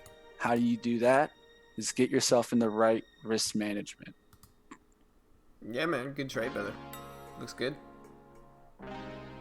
See if that 17 level can hold as support. If it does, you should be good up to that 1740 level, I think. So, looks solid. 6,000 shares at 1702. That help for sure. Creates a bottoming effect right here. 6090s. Now we just needed to push through the 1715 with a nice volume spike. So you see how the volume, every time it's spiked, we got to push back up. We need to see a catch right here at 90s. Hold off our 85s.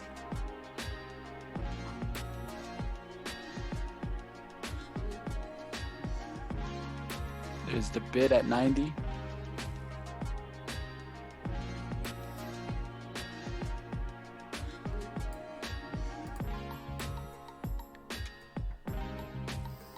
Yeah, I think that's going to depend on what the SPY does, outsiders. So if you want to mRNA, I think it's kind of pairs trading the opposite of what the SPY does, right? So like if the SPY turns back, I think get out.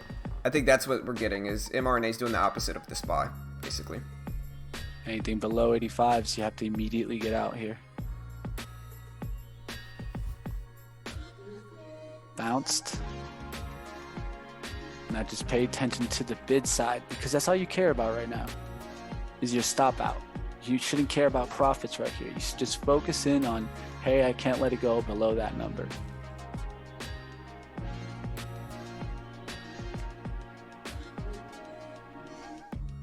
Here you go, rebound.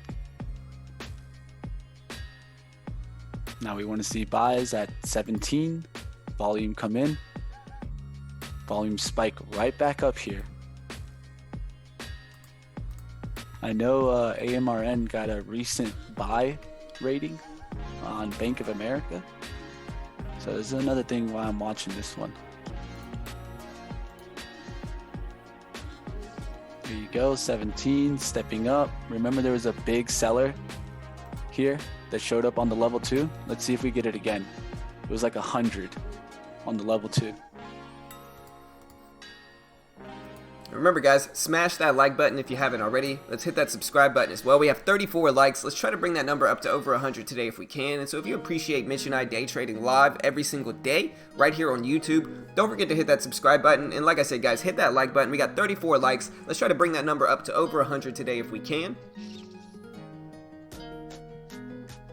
All right, guys, gonna set the stop. Let this try to work here above 18s, above 17.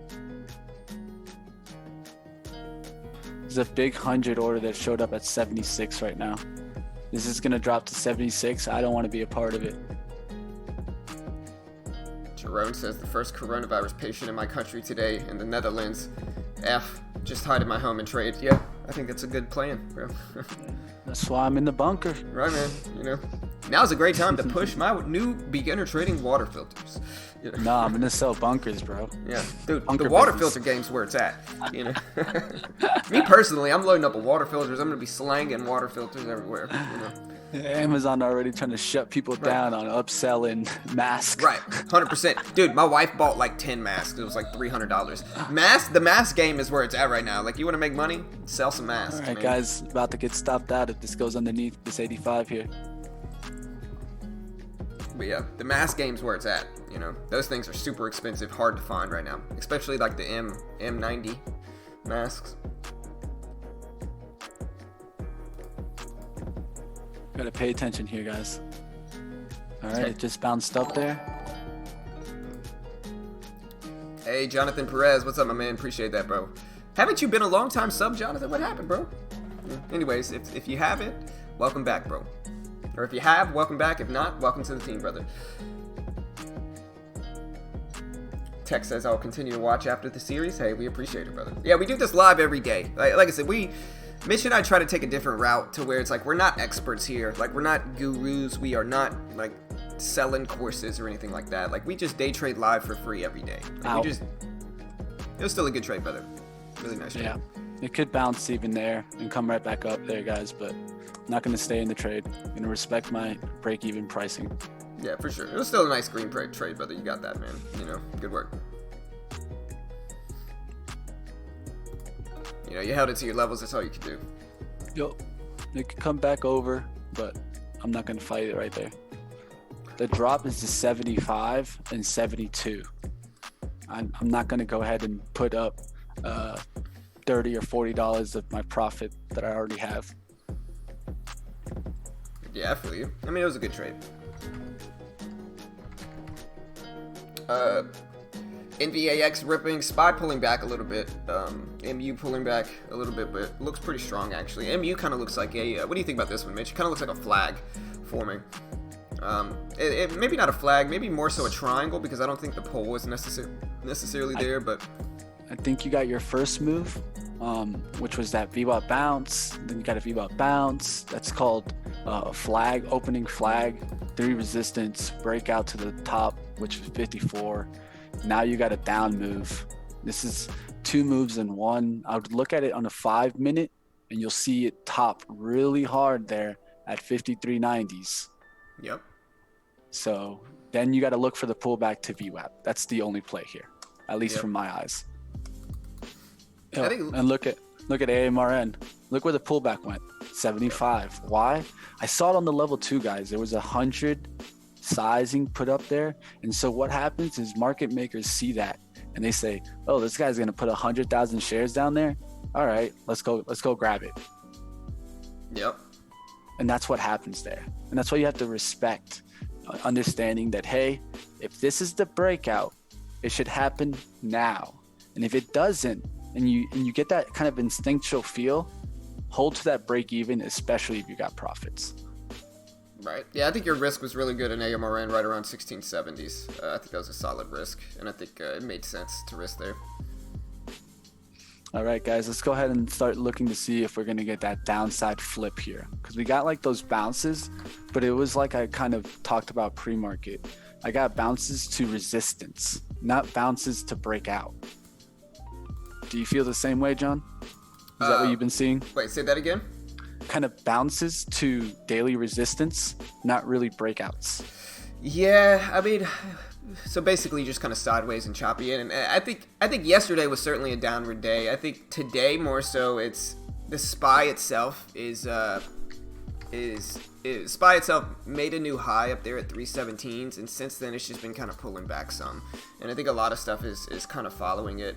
I think that like space chopping over and under the VWAP, like you said, kind of going up to resistance and then getting rejected. There's a few of them that are moving. Most of them are coronavirus stocks, like NVAX is going kind of nuts today. Look at NVAX.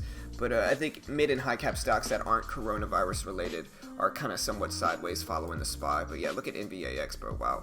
NVAX, I think this one's tradable. This one popped off from 840s all the way up to 11s, so it's kind of going parabolic today. It's not tradable, unfortunately. What about NNVC?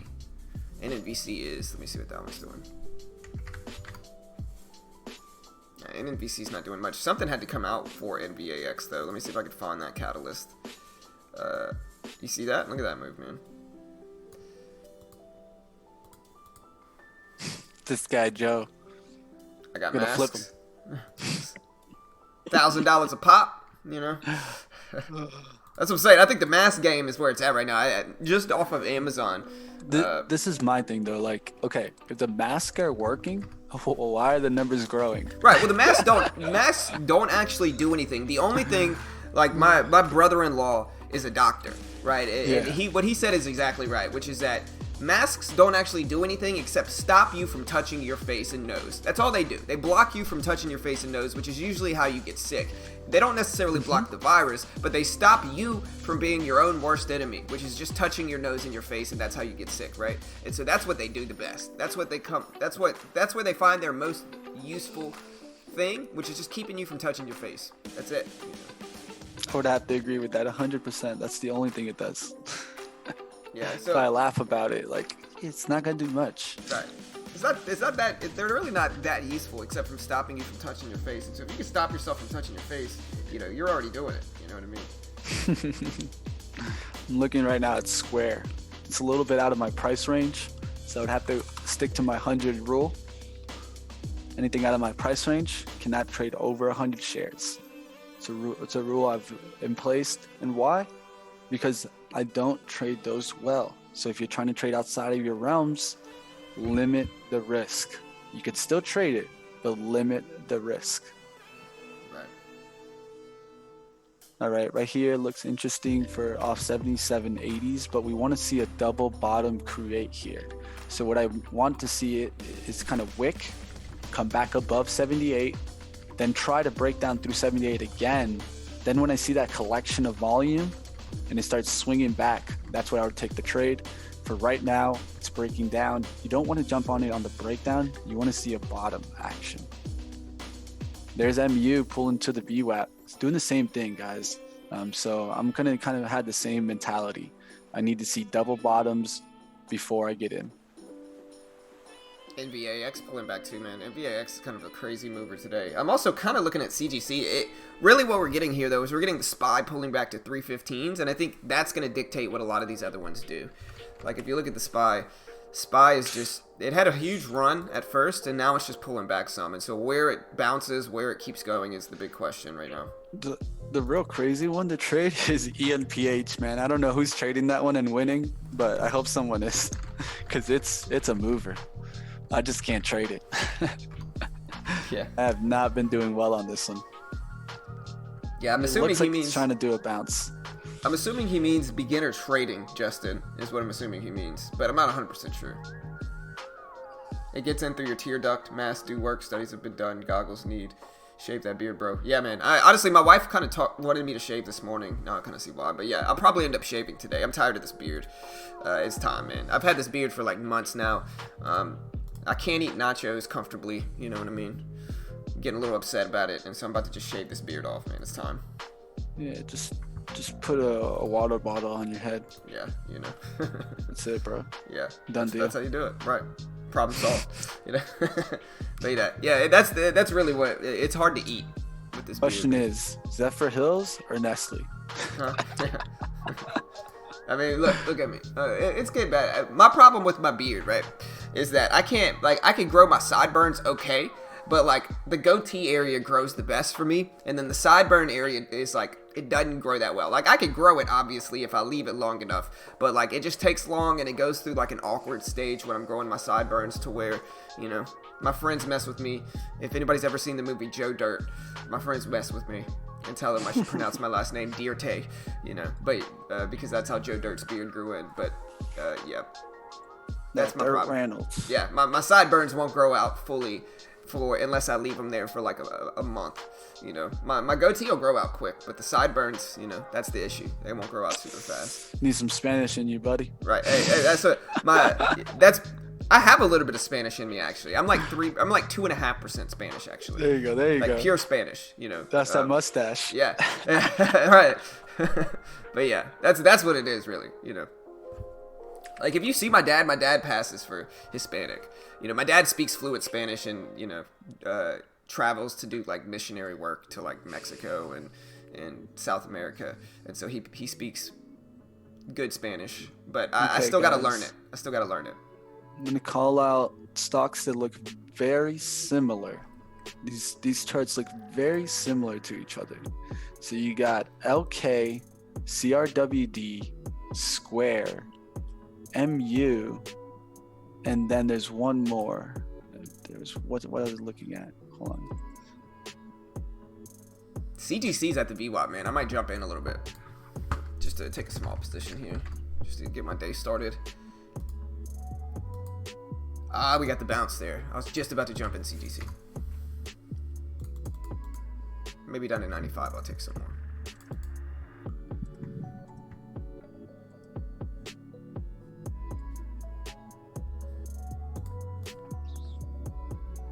You call that a beard? Looks like mine. Yeah, honestly, it's a patchy beard. It's a patchy beard, is what it is. You know, I don't know if I'd call it a full-fledged beard, but it's patchy. You know, to say the least. Like, you know, it'll grow in, but like I said, the goatee will grow in thick. Sideburns will not grow in thick, and so you know, it's patchy. I'll say that. All right, looking for Square to see if it's going to get back above 78. If not, this one looks like it could crash down too. I'm in with the 100 shares. Interesting. I'm in with the 100 of CGC, just a small little position. I'll try to add some more if it pulls back to 1990s, but we'll see. You gotta let it grow 3 more inches? I don't know, man. I'll probably shave it off today, actually.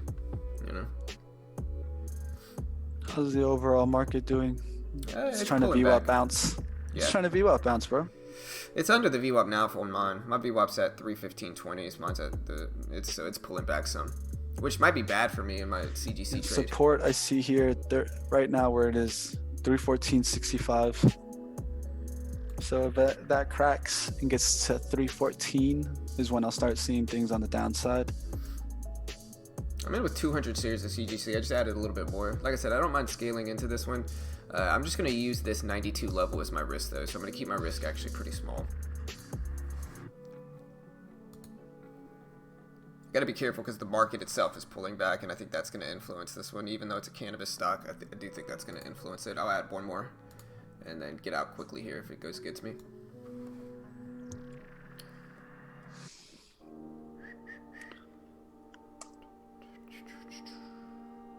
Probably going to get stopped out here, I'm thinking.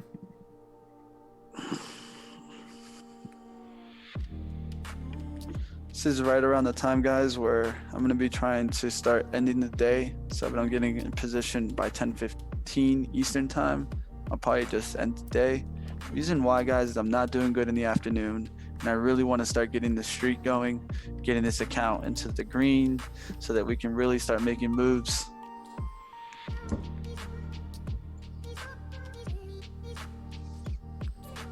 So LK making a top resistance here. I'm going to look for a pullback here to 63s, and then if it comes back around through 39s, I'd be long. All right, so we are getting a little bit of a bounce here in CGC. I like it now because I have a really obvious risk level at 88. You know, it did pull back to 88 and then bounced right there, and so I could just risk off of that. Keep it really simple and easy right here at this low. Good risk reward now.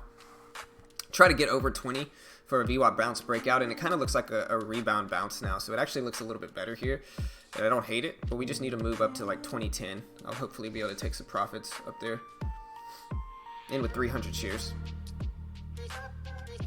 Spot bouncing a little bit should help, I think.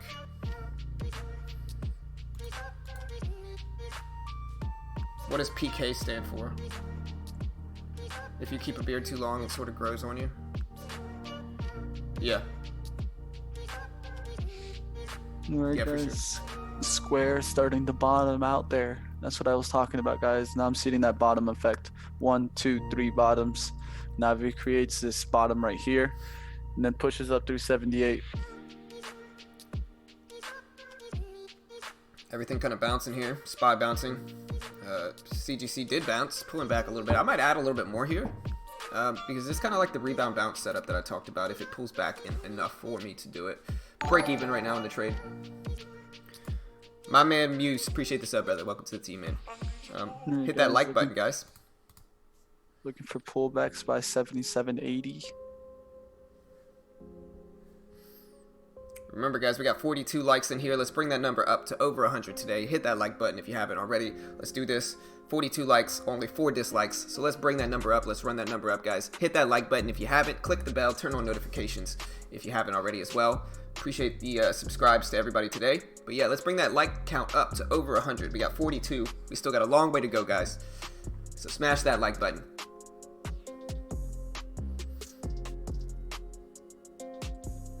Let's see what the market itself is doing. I'm assuming it's pulling back. Yeah. What is it trying to do? Quick pullback. Trying to create that bottom effect there. Might buy a little bit more here. Like I said, scale into another 400 shares. Just because it looks like the rebound bounce setup that I always trade, but we're going to give it a chance. Risk off of that 88 level. Might risk 40, 50 bucks.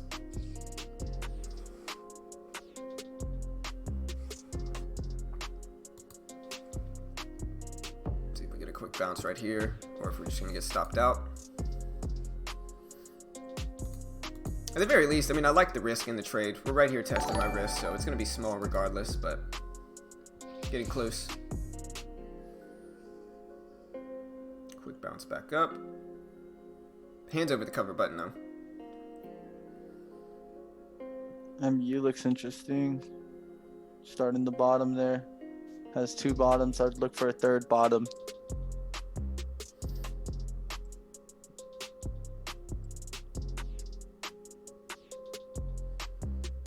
See if we get some support here. If not, like I said, I'm just going to jump out under 88.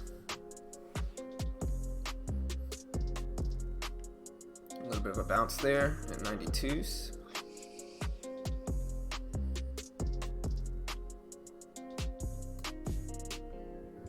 See if we get a nice little bounce back up here. Hey, shout out to my man Justin becoming a member, brother. Welcome to the team, bro. Appreciate the support, bro. Shout out to my man Justin becoming a member, man. Thank you, sir. I don't know why we got the zombie animation, but hey, I appreciate the support, brother. Shout out to my man Justin. Justin's actually a long-time viewer here, so I appreciate you taking that leap and becoming a member to help support us, brother. Shout out to my man Justin. Thank you, bro. Omar says, hey John, I am learning so much from you guys. I really appreciate it. Hey, of course, man. Happy to help, bro. That's what we're here for, man. Just a free resource and community here for traders to take advantage of. So happy to help, brother. Happy to help, man. All right, so I'm in with 400 shares of CGC. about break even right now. We did get that bounce there, and like I said, we do have a triple confirmation here, so I really like this risk level. We have a lot of confirmation on this risk level, and yeah, not too shabby. We have this here. All right, square starting to look really good, guys.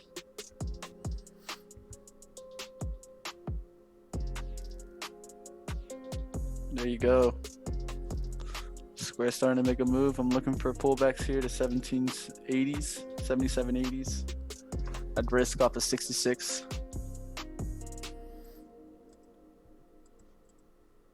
Justin Bell said, all right, well, here's a nice little spike up here. I'm going to take half off here. Oh my gosh, we got a pullback right before I took that profit. Frustrating.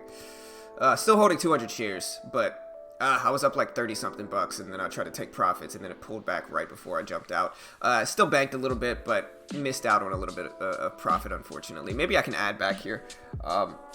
Justin said, woo, finally made my daily stretch goal in the first time in forever, $100 in the bank, and with that I am out. Have a great day. Hey, smart move, brother. Also, thought I was subscribed to you guys for forever. No stress, brother. Hey, we appreciate it, man. Also, what do you think about trading groups, Ty? I don't know, brother. What do you mean by trading groups? Well, LK, ripped out there. Beautiful trade there. MU, ripped out there. VWAP bounce, beautiful trade there. The one that I was looking at, Square, I wanted to grab at 77.80. I still have the order out. If it fills me, it fills me. If it doesn't, I'm going to be a little late. Yeah, my dad's not a preacher. He just travels with his church group. CRWD, same thing, guys. I'm glad I was able to call out 1, 2, 3, 4 different charts that all look very similar. And then out of those 4, 3 of them have already broken out on the VWAP bounce. All right, so the fake out fade. Yeah, go ahead. So the VWAP bounce play, guys, if you guys don't think this is a very profitable play, and I guess you guys haven't seen our stream much, because this is the strategy that we stress often. We've seen this on the upside work time in and time out. Yeah, I'm in one right now, bro. I'm in one right now in CGC. Beautiful bounce, a lot of confirmation, especially the rebound bounce for me has been incredibly profitable lately today. But yeah, I just took half off. I'm only holding 50 shares, so not going to lose on this trade. Just going to let the last little bit work in case we get a bigger breakout up to 2019. But another green trade in the books, man. In the last 4 or 5 days trading my live account, I think I've only lost like 1 time. And almost all of them have been VWAP bounces. Yesterday I traded fake out fades because the market was tanking. But been really profitable lately, and so I'll take it, you know. Yeah, man, good trade. Hey, thanks, bro. But yeah, I'm not a preacher's kid. No, I'm not. My dad is not a preacher. He just travels with his church group. All right, there's 15s. I'm kind of bummed out though because that first profit should have been more. It just dropped right before I exited, unfortunately. But we are getting a little bit of a spike up and a rejection on CGC. I'm going to get out the rest here and just take my profit. I could see it getting rejected once we got that resistance test here at 2014. So a little bit over $30 win there for me. We'll see what else we can find today, but not a bad little VWAP bounce on CGC, which is a cannabis stock. You put in that VWAP bounce. I think you did talk about that one, I think, right? Yep. Yeah. Talked about it on the 5-minute. It looked perfect when it was up there at 53.90s. I said, watch for that move towards VWAP. Yeah, AMD had a really nice rebound bounce, too. All right, guys. The square doesn't fill me here at 77.80s. I'm going to call it a day. I'm really trying to not push into the afternoon. Got to understand that my trades are my trades. Stick to what I'm good at. You know, let John take care of the afternoon. He does a lot better at me at being patient with the charts. So you guys will see John mainly take over in the afternoon here. And I'll keep trying to nail the open, guys. Look at mRNA now.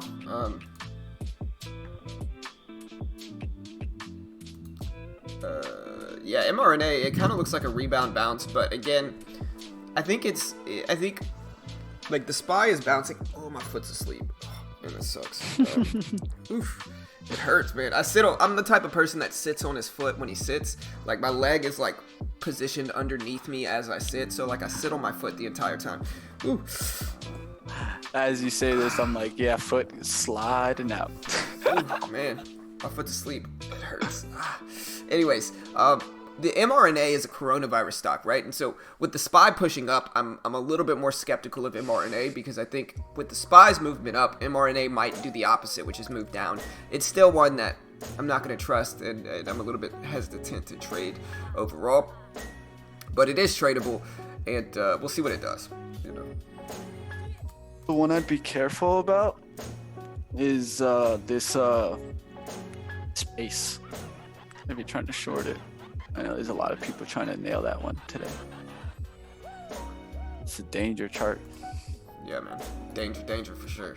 I'm scared of Spice, dude. Your space. I'm scared of that one, man. All right, guys. So it went to my bid, and it just didn't fill me. It was right there. My chance to get in, it hit the bid at 77.80. It never filled me. And that's how it goes. It would have been a perfect entry. That's where I want to get my entry. From here on out, I can just cancel my order. That's where it should have been. If I would have got filled there, that's where I wanted to get filled because I can risk off of 66. I have a good risk to reward for potential to get up there to 78.50s. No fill there, meaning that I'd have to wait till it gets below 80. Oh yeah, Ray, you play ball like a girl. You know, ooh. No Sandlot fans, no baseball fans in here, you know. If y'all don't know the Sandlot, man, y'all are missing out, man. My daughter loves the Sandlot. Her and I watch that movie all the time. I'm still faking drowning. Yeah, right. My man, Squints Palador, you know, my man, Wendy Peppercorn up in here. Wendy Peppercorn, Squints Palador. He married her, man. Squints did the damn thing. You know? Hold up. What happened to the SPY, man? Is that a VWAP bounce I see? It is, man. I saw it. That's what actually helped my CGC trade. Man. So, I called it. Watch that 314.65. It started coming right back down to it. Held there. VWAP bounce.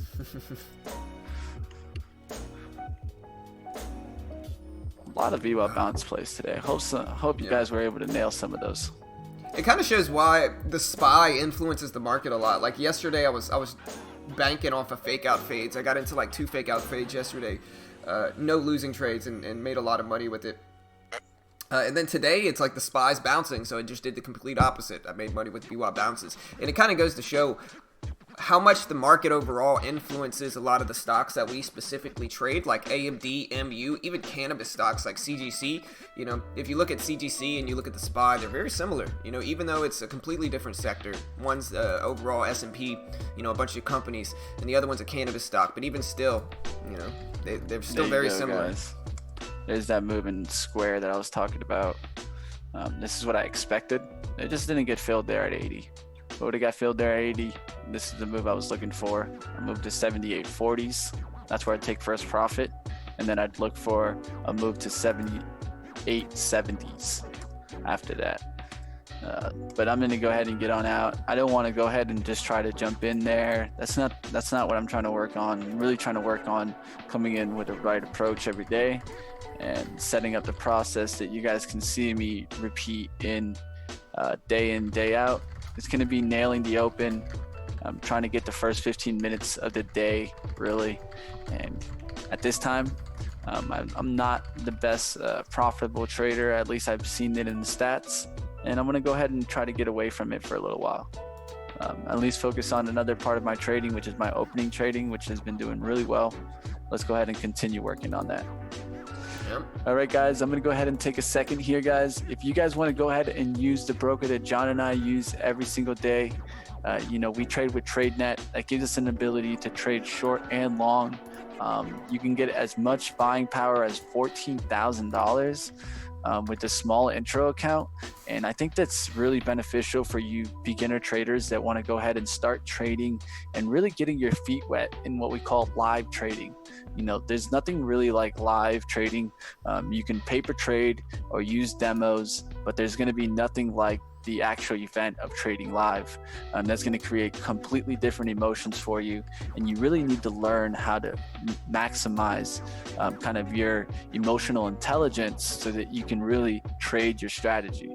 The way to do this is to learn to trade live, but trade small. Because when you trade small, you don't worry so much. You're not so concerned about losing all your money, but you're more concerned about making the right trades.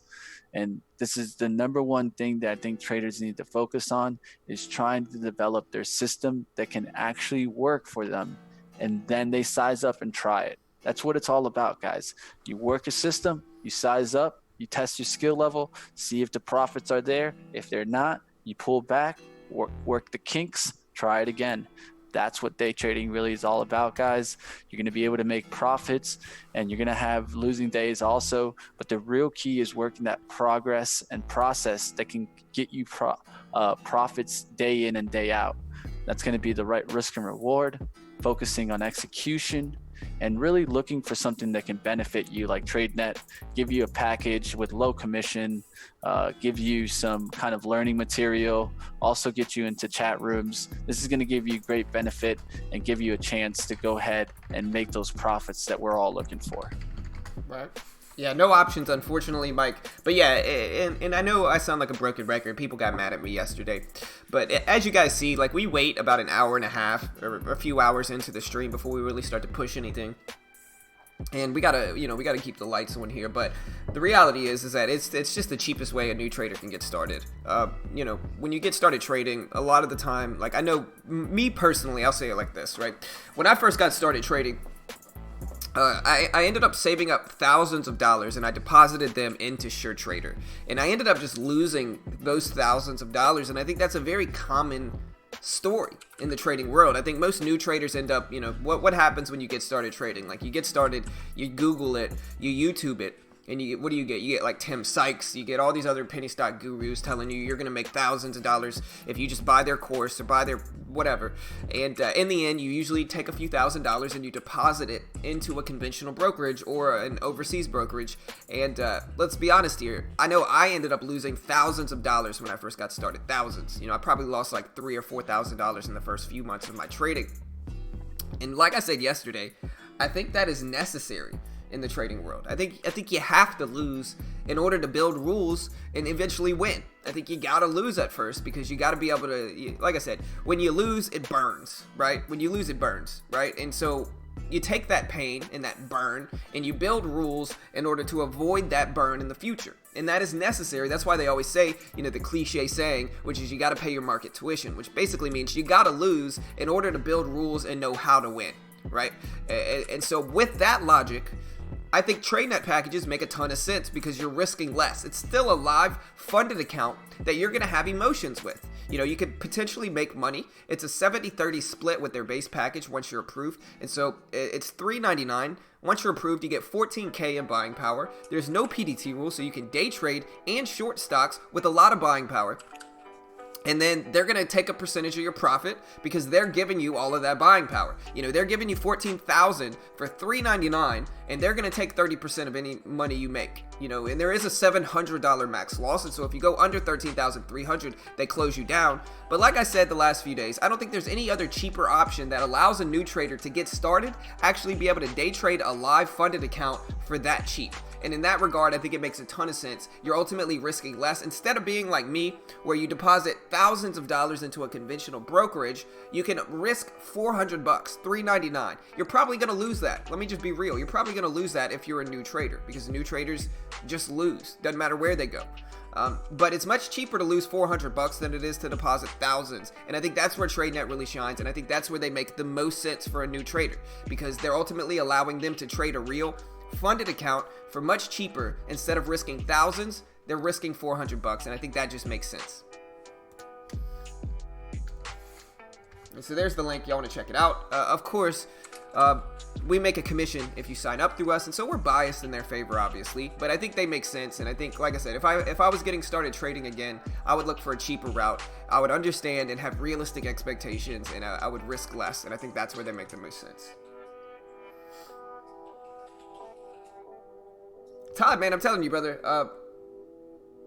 yeah, I lost 3 or 4, and that is getting off cheap. Most traders lose more, and that's why I think the PDT rule is absolutely ridiculous. I think the PDT rule is absolutely ridiculous, because most new traders are just gonna lose, man. And so if you make a brand new trader save up $25,000 for their first account, you're basically ensuring that that person's gonna lose 25 grand, man, and that's gonna devastate the person.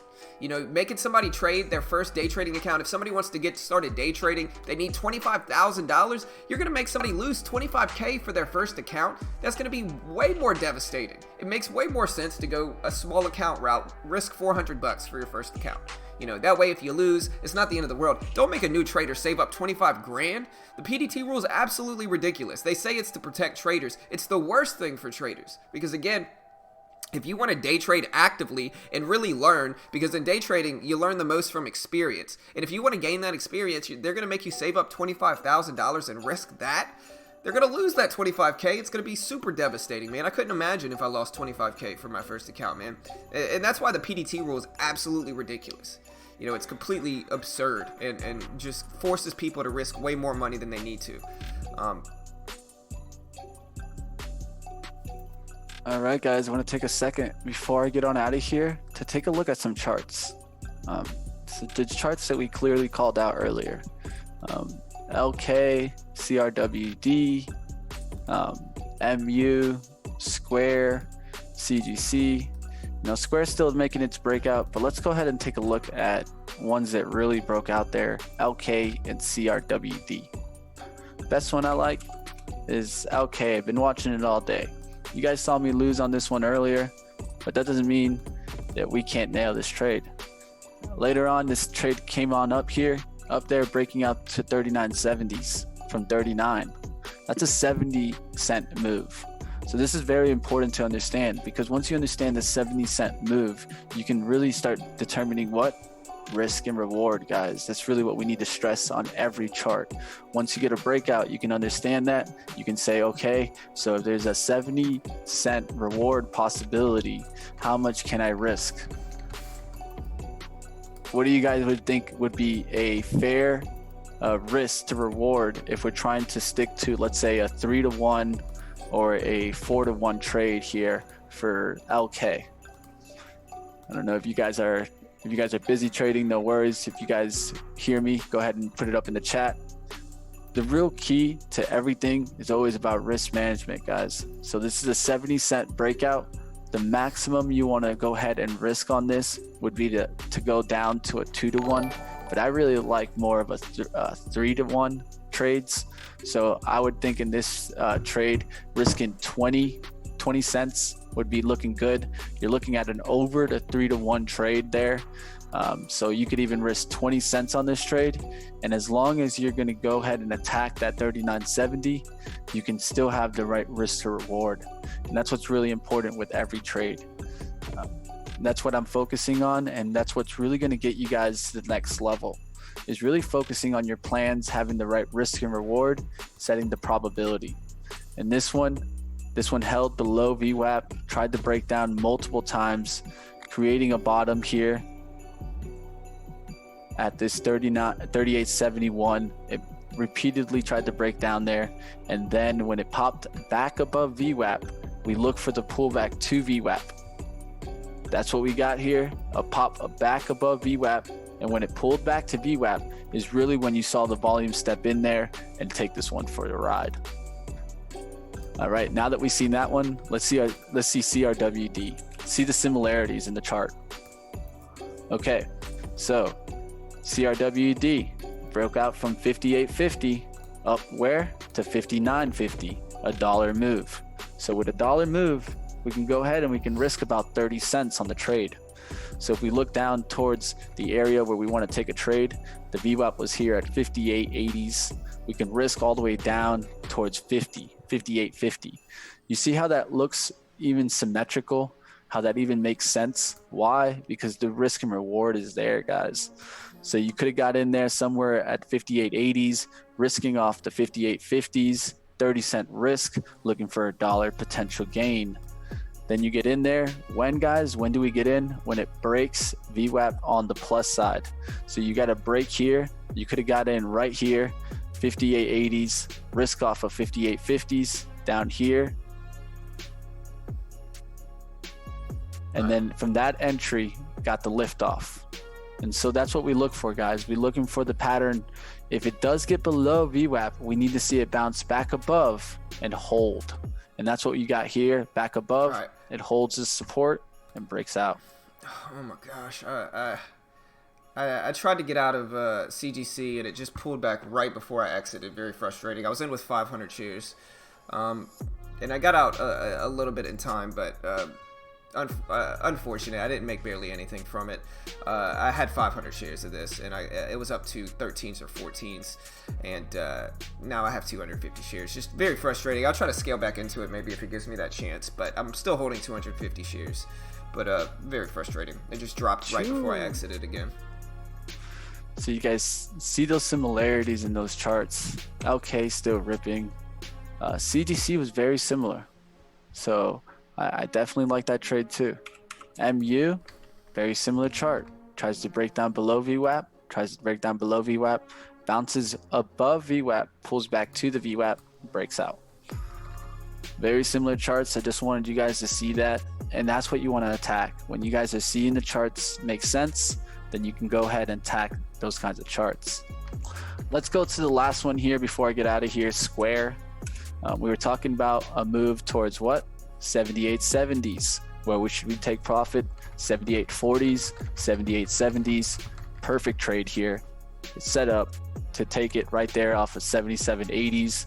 You could have been risking in here about 20 cents down to 77.60. That's a 20-cent risk for a potential what? 70-cent gain. That's what it's all about, guys. Risk and reward. Set yourself up to do this day in and day out. And what you're going to see is, yeah, you might get into a losing streak.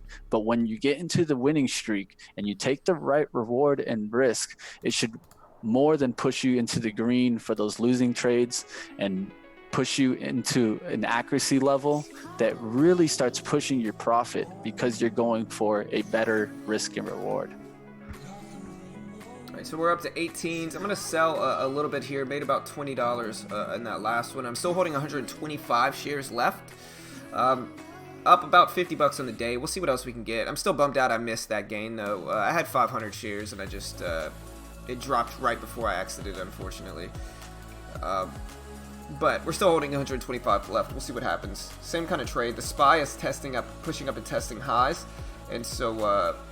at the very least, I'm not going to lose money from this trade, but could have been a much larger win.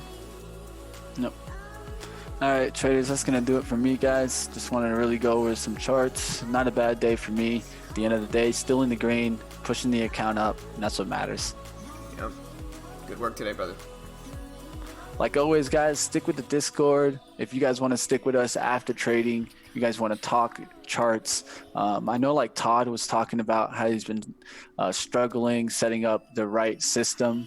If you guys need help with your system, contact us. You know, it doesn't mean that we're going to reach out to you that same day, but I know John and I will keep trying to work towards anybody that needs help or wants help.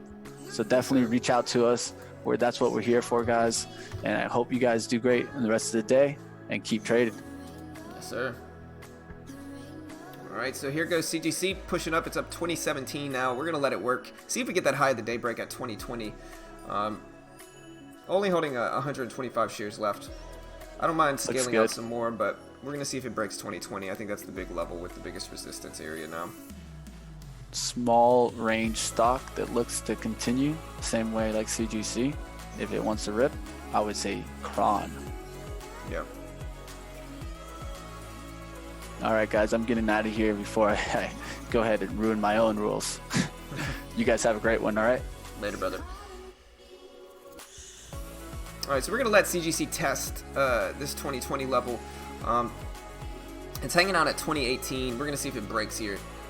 Like I said, maybe if it breaks, I'll probably just do a one and done. I'm not going to scale out anymore. I'm going to give it the chance. The SPY is up there testing highs right now, and I think CGC is following the SPY pretty closely.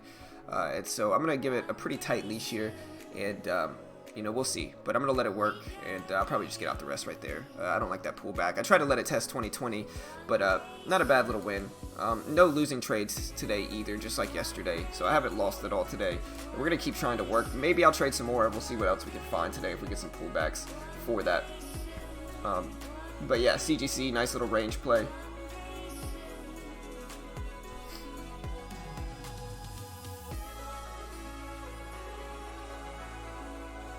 What's up, Eagles?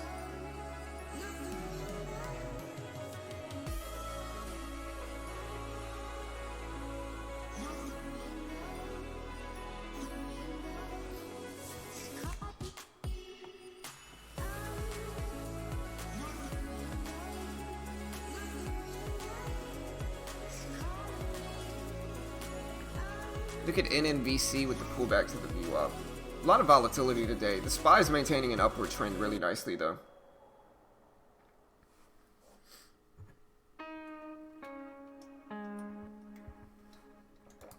All right, we got 58 likes, guys. Like I said, let's bring that number up to over 100 today. We're just under 60. And so remember, smash that like button.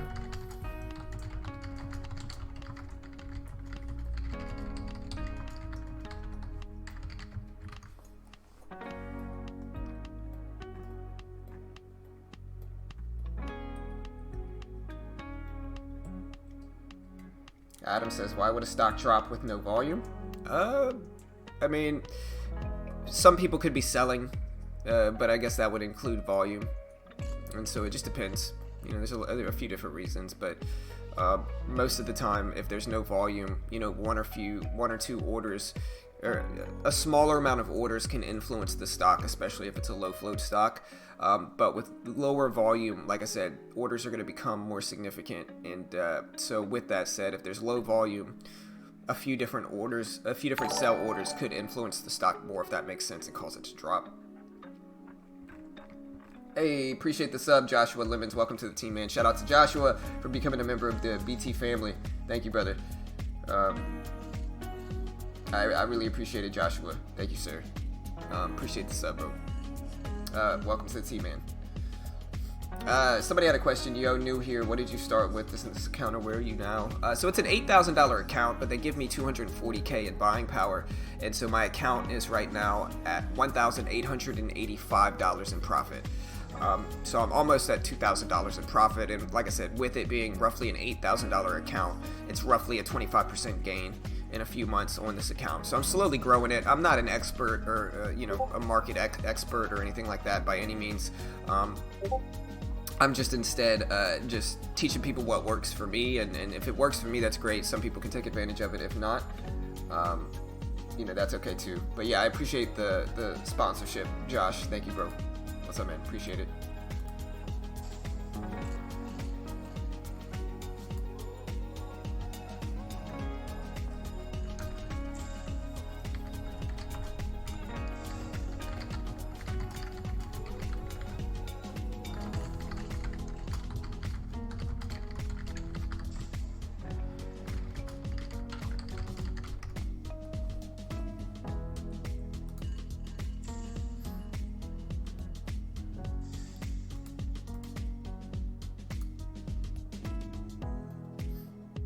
What do you guys think about having a trading partner? I think that could be helpful. It just depends. Like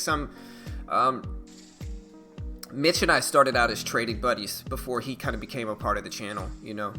And so really Mitch was in the comments just like everybody else here, you know. And him and I kind of linked up before the channel really grew big, and you know, started kind of to talk trading together. And that's kind of how he became part of the you know, part of the family here. So.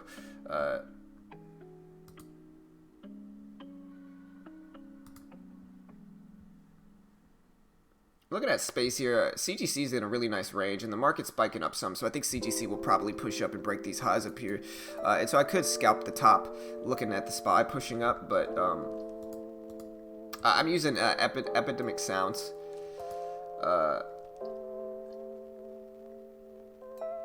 and I would love to fly up and sit with you a few days to learn in person and ask questions. Spot breaking highs. Are we entering? I'm not. Now you could scalp some high of the day breaks, but most of the time I'm taking advantage. Like if you look at this, if you really look at this, guys, so look at the range here. This is what I'm trying to show you guys. So like look at the range right here. This is the range I'm really attacking on my CGC trades. Like I only traded CGC today. Like I said, just like yesterday, I haven't really been trading off stream. I've been winning every day.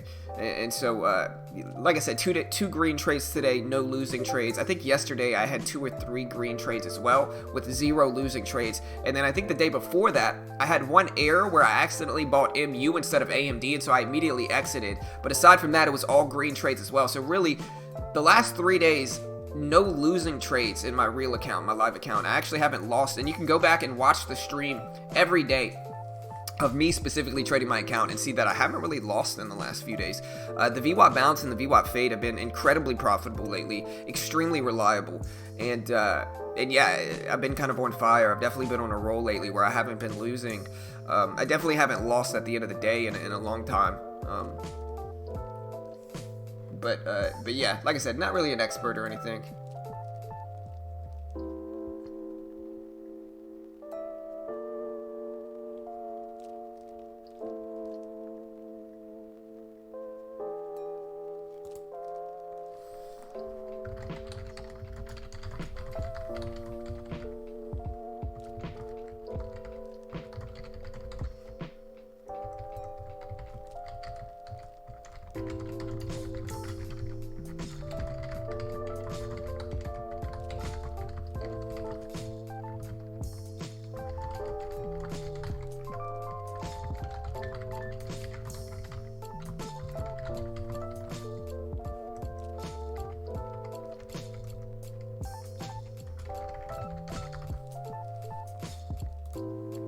Hey, appreciate it, Todd. What's up, brother? Appreciate that, man. Thank you, sir. Appreciate the becoming a member, Todd. I appreciate that, bro. Yeah, Todd's gonna be in Houston, man, in a few weeks, man. He can come by here. He can hang out. Have you ever used volume profile to see the range? Not really, not especially. But yeah, I appreciate that, Todd. Todd's an OG member as well, bro. So I appreciate that, man. Shout out to my man Todd with the becoming a member. Thank you, sir. Like I said, guys, smash that like button. We'll see if we can find anything else. But yeah, if you want to see how, like I said, I haven't really lost in like a week. And you can, unlike everybody else, like we stream live every single day.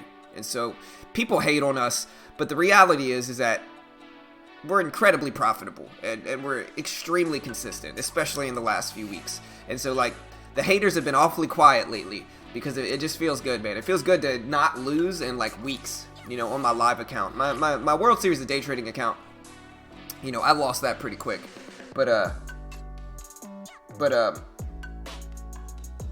yeah, it's been incredibly profitable lately. Like I said, if you go back and you watch the stream every day for the last 2 weeks, and you ignore the days where I'm trading the WSTD account or the World Series of Day Trading, the WSDT account, and you look at days where my actual account is up here, my CPP account right here. If you look at the days where I'm trading that, I haven't lost in like weeks. It's been weeks since I've lost.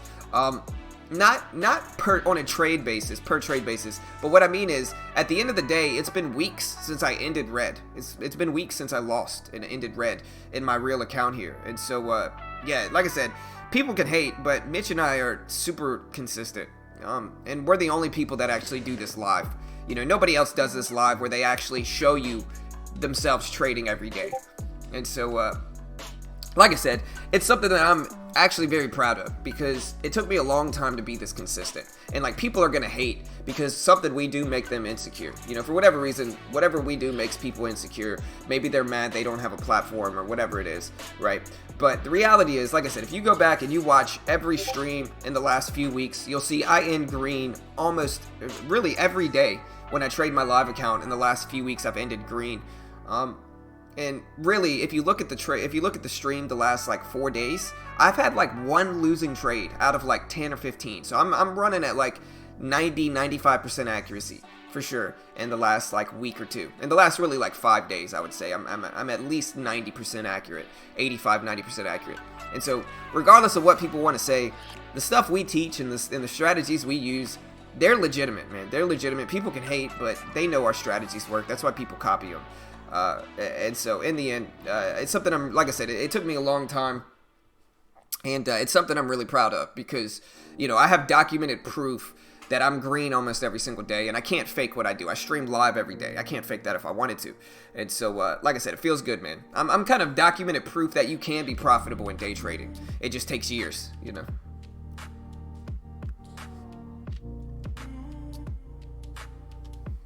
Describe the VWAP fade. Daniel, yeah, I got you. So let me find it. Yesterday I traded what's called the fake out fade. And so I'll try to show you that, since that's going to be the easiest one to show yesterday. Fades are, let me see. What did I trade yesterday? Does anybody remember? I traded a few different stuff. I feel like it was like MU or no, it was AMRN yesterday actually. So it was the same stock Mitch traded today, is what I traded yesterday. So let me remove this. So the VWAP fade is when a stock does this, man. So check it out. So this is what a VWAP fade is. A VWAP fade is when a stock maintains a downward trend, Daniel. So it's when the stock moves down, right? I'm going to delete this previous closing price just for this example. Let me delete it. Remove. Yes. One more. Remove. Yes. All right, so I'm going to delete the previous closing price. But yeah, so check it out. So this is what the VWAP fade is. It's when the stock moves down below the VWAP. This purple line's the VWAP here. And it pulls back to the VWAP right here. This is where you're ultimately going to enter the stock when it pulls back to the VWAP like this. Right here. And so this is your entry. And you're shorting the stock. You're giving yourself a really tight risk level. Like, look at all the confirmation right here. Like, look at all this confirmation. And so you get a really tight risk level that you can use as kind of your stop out level, right? And so you see all this confirmation here. You remove that, and then you give yourself a really tight risk level, right? So it's like if you enter the stock right here at 1770, you give yourself a really easy risk of 1780. So your risk is 10 cents. You're getting in with a 10-cent risk in this trade, right? You're entering at 1770. You're exiting the trade if it goes against you. Like I said, considering all of this confirmation here, it's like a quadruple top on a 1-minute chart. So your risk is 10 cents. So you're risking 10 cents per share. If you got 100 shares, you're risking $10. If you got 1,000 shares, you're risking $100, right? And so your risk or your stop out level is 10 cents. And then you're usually going to set your reward target at the previous low of the day. So you're getting in short here, and you're getting out and you're taking profits when it hits this level, right? And so if you're getting in short at 1770, your reward target is at 1740. Your reward target is 30 cents, right? And so when you make money, you're going to make 30 cents a share. And when you stop out, you're going to lose 10 cents a share. And so that gives you a 3-to-1 reward to risk ratio. And so when you lose 10 cents a share. If you got, if you got 1,000 shares, you're risking $100. When you make money, if you're taking profits, doing it one and done, meaning you're not scaling out and you're not taking a partial fill, then you're making $300 when you make money. And when you lose, you're losing $100. So you have a 3-to-1 reward to risk ratio. And so you're essentially just taking advantage of a stock, like I said, moving down at the open, pulling back some to the VWAP level. Again, this is where you're going to enter. And you're anticipating a confirmation in the trend. So the VWAP is just an intraday trend indicator, right? So when the stock is maintaining below that level, it's in a downward intraday trend. When it's maintaining below the VWAP, it's in a downward trend on an intraday basis. Not long term, but on an intraday basis, if it's maintaining below the VWAP, it's in a downward trend, right? And so you're anticipating the stock confirming that trend. So it pulls back to the VWAP, and then it continues in its downward trend, right? That's a VWAP fade, and that's how we trade them. Now, there's a lot of different variations that we trade. Lately, I've really been trading what I call a fake out fade, which is really what this is. This is actually a fake out fade. I call it a fade to make it easy, but it's when a stock pushes up and goes above the VWAP and then gets rejected and comes all the way back down here. And then instead of risking off of that confirmed level that I talked about, I'm actually just risking off of this high that it puts in here. And so I'm risking off of this level instead. And if we zoom in a little bit closer, you see the stock moves below this level, puts in a low, and then bounces back. And instead, I'm entering on that bounce back, and I'm giving myself an even tighter risk. So I'm entering here instead of here, and then I'm just risking off of this level here. And so I think yesterday I got in at 70. I risked 75, and so my risk was actually much smaller, only 5 cents. And then I can give myself a little bit tighter of a reward target since my risk is so small. So I can give myself like a 10-cent reward target, and then my ratio is 2-to-1. Reward to risk ratio is 2-to-1, if that makes sense. And so I hope everybody understands what I mean by that. But that's a VWAP fade. You know, and there's a lot of different variations. We've got like full classes on them. And so I hope that makes sense. But that's the strategy we use, and it works out really, really well. Like I said, we've got a lot of classes on them. If you want to see the multiple different strategies we use, I'll post this link here.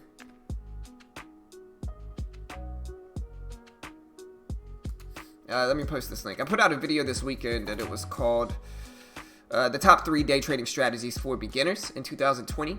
And in it, we talk about the fake out fade. We talk about the rebound bounce. We talk about the conventional fade, or the conventional bounce, I think. And it's a really good video for new traders. And so, yeah, there's that link if y'all want to check it out.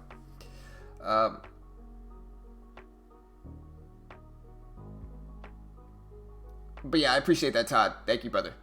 Thanks, man. What join button? So Netron, if you look below and you look at the join button next to the subscribe button, you can become a member. And we've got some exclusive content we put out for members, but can a stock fall low enough to be completely lost before the company dies? I mean, I guess it's possible. You know, most of the time they're going to go bankrupt, or they're going to get delisted, or whatever reason. So they can get delisted, certainly. Are they going to go to zero? I guess it's possible. But not really my style to understand. I'm not really much of a fundamental investor. So for that, you know, I don't know. How much is your earn every week? It varies. I'm not an expert or anything. I'm just a trader trying to grow his account as well. And so, like I said, I'm not much of a long-term investor or anything like that. I'm not a professional day trader. I don't live solely off of my trading profits by any means. I'm just a trader learning and growing myself. But I am profitable. My account is in the profits. But I don't make enough to live off of. I probably make a few $100s a week, and I'm trying to slowly grow my account. And as I build up more profit, that's when I'm going to start taking larger and larger swings.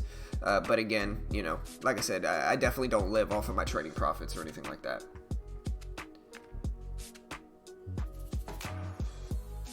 Can you tell me about your platform? So I trade on a platform called Etf.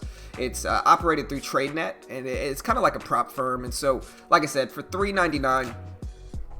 Right now, the intro package gives you, once you're approved, that is, they give you 14,000 to trade with. So you get 14K to trade with. There's no PDT rule. You can day trade and actually short stocks on there. And really, it's an educational package. And so it's like you spend $3.99 for their base package. They give you a course, a demo account to trade with, and then you get to apply, and almost everybody's approved for the funded account, which again is very similar to a prop firm. And so they give you buying power. For $3.99, they give you 14,000 to trade with. There's no PDT rule, so you can actively day trade and short stocks. And then they have a max loss of 700, and so they give you that 14K. If you go under 13,300, they close you down.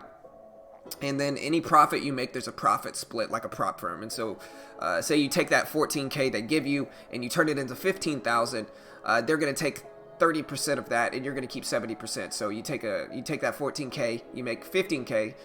So you turn 14K into 15K, then they're going to keep $300, and you're going to keep $700. And then again, there's a max loss of $700 as well. But again, you know, for $3.99, they're giving you 14,000 to trade with. It also comes with, of course, a demo account for a few weeks. And I just think there's a lot of value there for new traders. I think most new traders are going to lose. It doesn't matter where they go. And this is just a much cheaper account to lose, if that makes sense. Yeah, for sure, Todd. As long as I'm not sick, brother, we'll link up, man.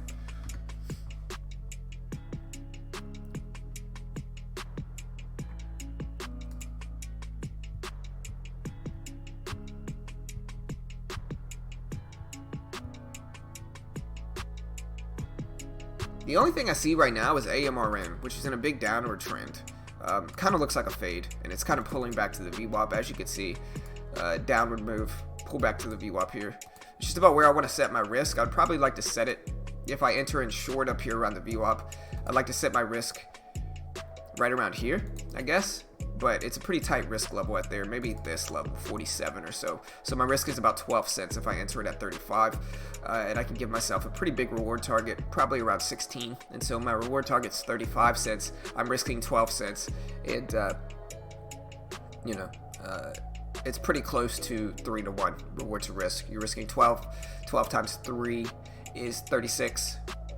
You're risking 35. Or your reward target's 35, and so it's almost exactly 3 to 1. Here's the bounce up too. We'll see. We'll see. Like I said, we'll see if it tests that 50 level. Maybe 50 is actually a better risk, like right there. And this would be a short position if I did get into it. I don't hate it. I really don't hate it. I think there's gonna be some risk there as well.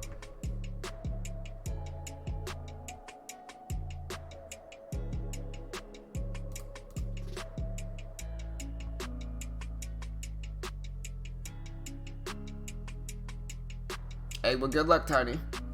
You got this, Tiny. Happy to see you trading again. It's been a while, Tiny. So, let's see. You're in F in a short position. Got in at 739.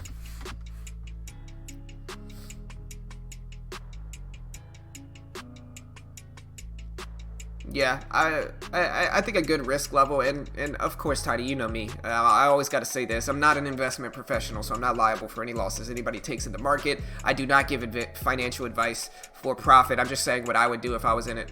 I would make my risk maybe 746, where that previous high of the day was, if you're short. Because I think if it breaks that, it could get some momentum. That's what I would do at least. If I was in short there, I would make that high of the day my risk, just because I think that's the biggest level. At around 746 or so.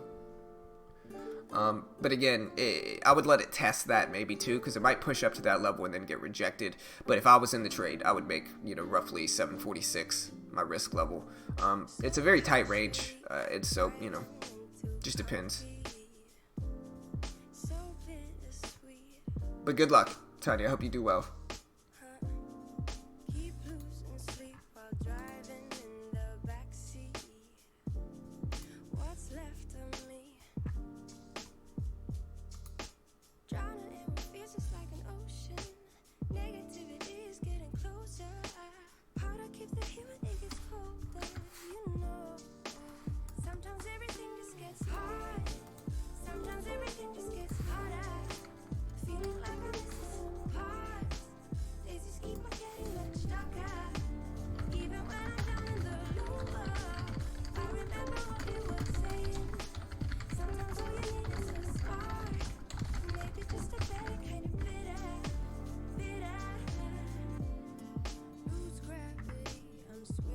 Alright, so like I said, AMRN, I'm actually getting more and more curious, because if it pushes up to this 51 or 50 level and then gets rejected and comes back down to, like, say 25, and then it bounces right there for, this is what I call a fake out fade, that looks interesting. I'm kind of weary of going short today though, just because the market's been kind of ripping up and it's already kind of extended on the downside, and so that's kind of what I'm looking at now.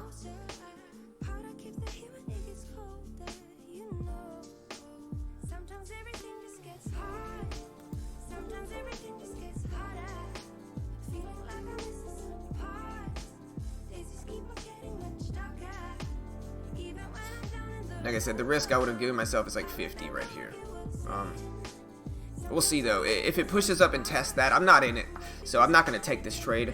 Like I said, I've been kind of avoiding like regular conventional fades, and I've more so been looking for like rebound bounces and fake out fades. And so we got a lot of videos on those strategies, but those have been what I've been implementing a little bit more, because I think they're in this market, they've been higher percentage plays. Because like with the conventional fade, you're going to get faked out a lot like this.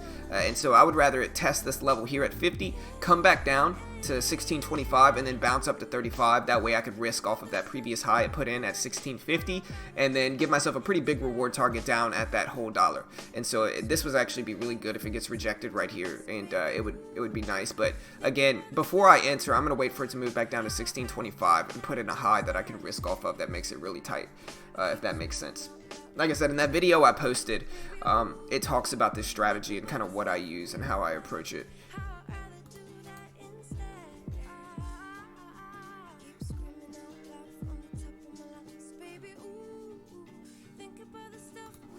Yeah. It's this video right here, Matos. Check out that video.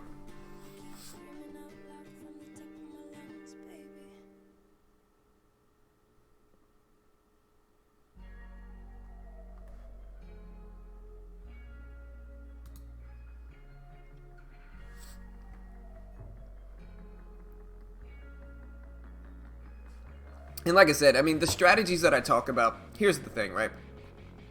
The strategies that I talk about work mostly on a few select stocks. So I'm looking for these strategies on, like I said, AMD, MU, CGC, Cron, AMRN, ENPH, Roku sometimes, SQ sometimes. But I mostly watch those range of stocks, and that's where the strategies work really, really well on.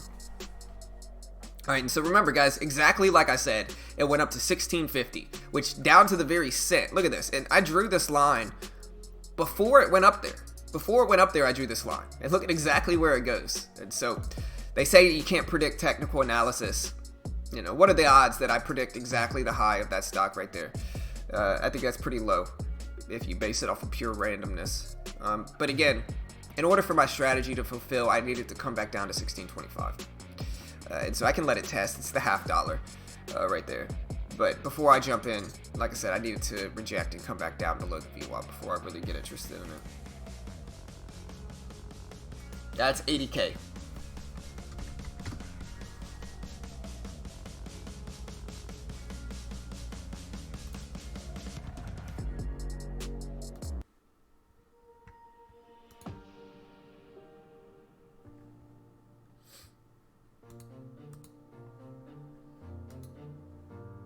Another one I'm looking at right now actually is CGC. If CGC pulls back to the VWAP, I might consider it with the risk level of that previous low right there.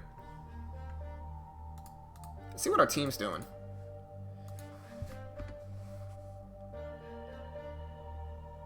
Alright, we still got Danelle H at the number 2 spot. Nice, man. That dude killing it today. Gary K at the number 4 spot. They didn't update the results yet. This is the old ones. We still got the number 2 and the number 4 spot in the competition, so shout out to Gary, Brent. We got a few different people, so shout out to them.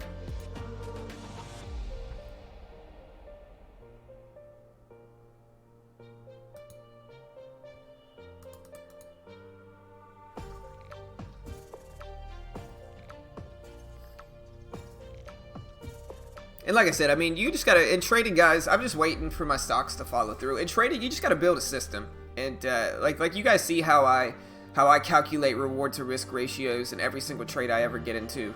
And you just gotta learn to do that. Learn to calculate reward to risk. Develop a system that's profitable. I think the single biggest thing that goes wrong with new traders is new traders being stubborn with strategies, right? A lot of the times, new traders will latch on to a strategy, and for whatever reason, the strategies just won't work. I'm not saying the entire strategy doesn't work, but in the sector they're trading, it doesn't work, or with the stocks they're trading, it doesn't work, or for whatever reason, their strategy isn't working. And instead of moving on and either looking at different stocks to trade it on, different sectors to trade it on, or a different strategy altogether, I think a lot of the time new traders just get stubborn and they trade the same strategy over and over and over again that does not work. The strategy just doesn't work, and they stay stubborn and they just keep trading it over and over and over again, refusing to change. And I think that's the single biggest thing that new traders do that causes them to fail, is just they trade the same strategies over and over and over again, and the strategies just don't work, right? And so in trading, if I give new traders any advice, if your strategy's not working, it's not working. And you need a reasonable sample size, don't get me wrong. You know, you need to trade it for a few months. But after a few months, if your strategy's not working, it's time to go to a different strategy, or at least a different sector and different stocks to trade it on. And so you got to stick with what works, and you got to ignore everything else, and you have to be objective with it. You can't be so latched onto a strategy that doesn't work that you just kind of keep trading it over and over and over again. You know what I mean? And so again, if you're a new trader, don't be too stubborn. You know, if the strategy doesn't work, it doesn't work. There's no reason to keep trading it over and over and over again. And if you do that, it might cause you to lose. And so just be objective. understand that sometimes strategies are just not going to work. They might not work for, maybe it's the market conditions, maybe it is the sector, the stocks you're trading, but sometimes they just don't work, and so don't be too stubborn. Hey, all right, Buzz, have a good day, brother. Later, man. You still in the competition, Buzz? How's it going, man?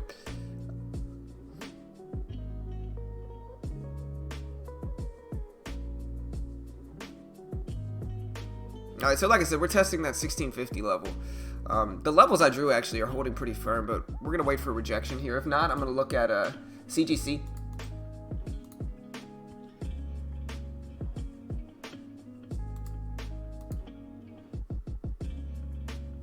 There's the spike up on AMRN.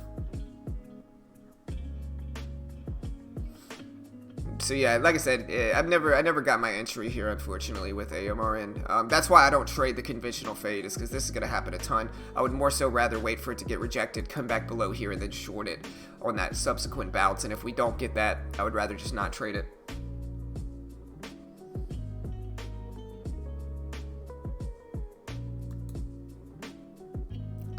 With CGC, I'm waiting for this to happen. With CGC, it's more so, it's what I call a rebound bounce setup, but it's too high now, and so I'm not seeing it yet. I'm just not seeing it. More so, I would rather, let me fix this. With CGC, so basically what I would need it to do is I would need it to pull back down to this. So I needed to do this right here, pull back down, and then I'm going to try to jump in as close to 20 as I can. And that way, if I jump in like right here, you know, say I get in at exactly 20, I can risk off of this new low it formed right here at 92. And so if I get in at 20, my risk is 8 cents, you know. And so I've got an 8-cent risk. I can at least look up to this 2016 level up here as a reward target. And so it's exactly 2 to 1. I'm risking 8 cents. My reward target is 16 cents from 20 up to 16. And so then I'm risking 8 cents. This is my risk. This is my stop out level.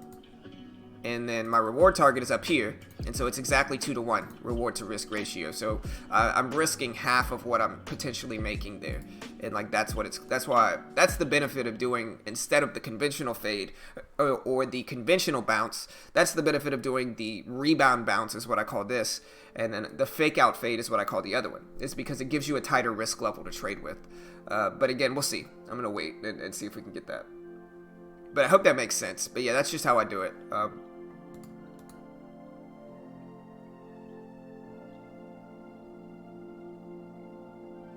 Yeah, for sure, Andy. Exactly. Yeah, and so you gotta, right? You need a decent sample size of a few months when you're testing a strategy, right? You don't want to take 1 or 2 trades. 1 or 2 trades doesn't mean anything. You know, no trade is going to be 100% accurate, and so you don't want to let short-term results dictate your trading either. Which is a good point by Andy. Like I said, I think a reasonable sample size to determine whether a strategy is profitable is a few months. You know, you trade every day for a few months and you're losing. Time to move on from that sector, that stock, that strategy, whatever it is, right? But not 1 or 2 trades. That's not going to be realistic.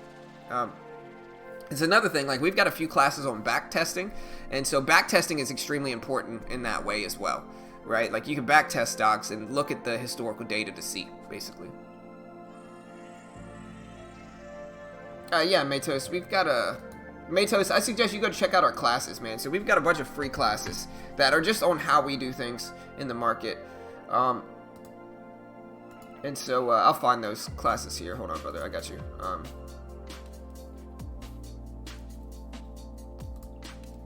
I've got a good class on documenting support and resistance. Let me see if I can find it.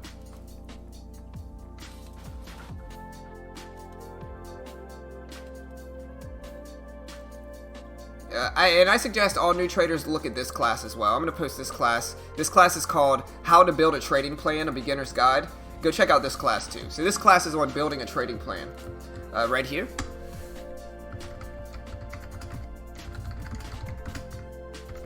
And then I'll post another one for you specifically, Matos, on using support and resistance in your trading. I thought I had it up here. Where is it? Calculating risk, gaps, fades, VWAP bounces, VWAP fades, bull flags, consistency, bear flags. Trading uses support and resistance. Here it is. And so here it is right here.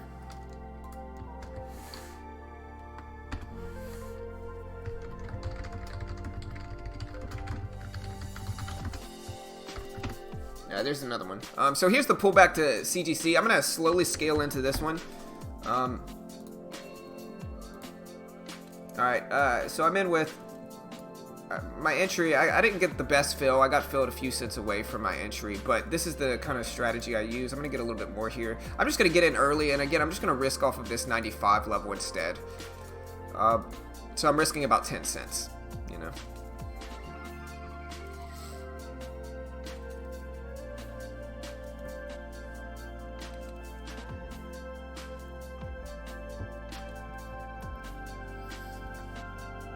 Cool.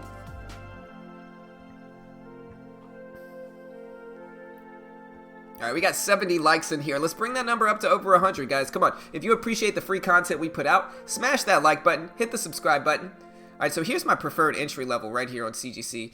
I'm going to get in with another 100 shares. And that's it.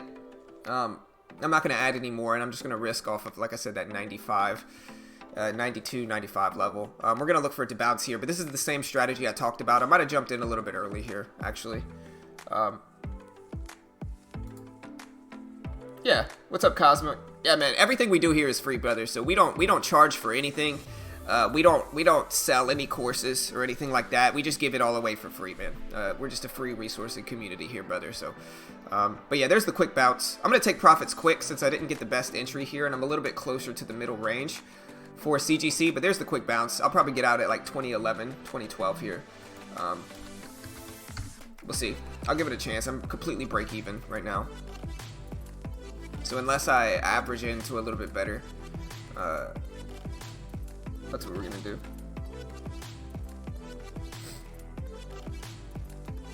But like I said, I'm gonna be very strict with this and just get out quick. Any type of profit I make, I'm gonna jump out pretty fast.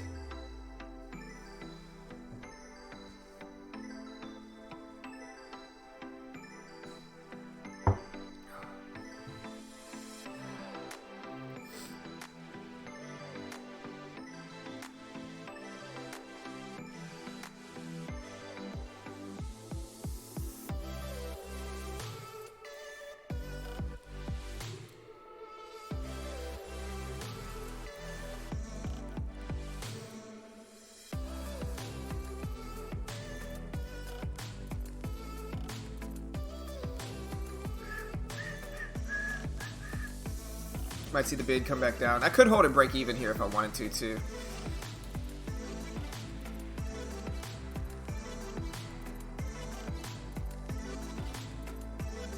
See what the SPY's doing. I think that's going to influence it some here. SPY pulling back. Unfortunate. If I would have just waited and been patient and jumped in at 20 like I wanted to, it would have been a much better trade. I'm in the middle of the range now, so I'm not super comfortable, to be honest, in this one. But yeah, we get up to $15 in profit. I'm just going to jump out and scale out real quick. Alright, I took half off there. Gonna hold this last little 150 and be a little bit more generous with it. I just wanted to get into the profit really quick because, again, I was kind of in the middle range, so I was a little bit more uncomfortable there. But don't mind scaling out of this one too for a quick little scalp. But we're gonna see if we can get up to like 13, 12, 13 on the bid.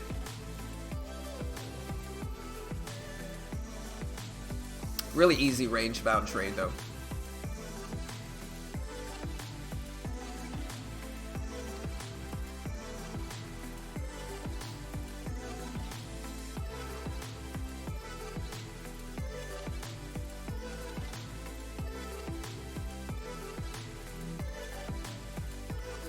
Gonna get out another half there. I'm just gonna hold this last little 75 shares, let this work. But yeah, no losing trades today. Every trade's green. Like I said, guys, this is what I call a rebound bounce strategy, and it's extremely profitable. Like I said, I predicted exactly what this was going to do, exactly what it was going to do. I said, look, I'm going to get in right around 20. I did get in order to criticize myself a little bit, I did jump in early. But again, what did I say my risk was going to be? This right here, extremely tight risk. This was going to be my reward. And so I got basically that a little bit early. But I jumped in a little bit early, but exactly what I said was going to happen happened. And like I said, this strategy is extremely profitable. It's extremely profitable. I'm only holding 75 shares left, but like I said, very profitable strategy. Works really, really well. Talked about it in the video link I posted as well. The top 3 beginner day trading strategies. This was the one I talked about.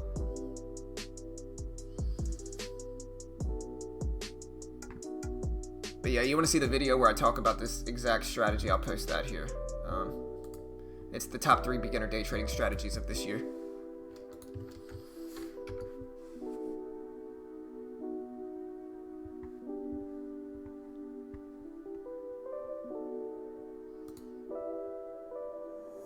Alright, there's 16, so this would have been my final exit. But I'll let the rest work.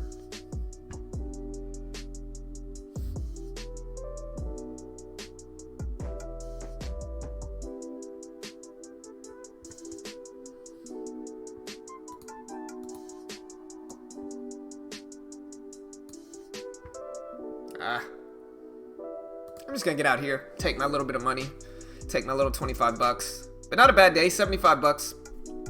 No losing trades, so I'm keeping the green streak alive here.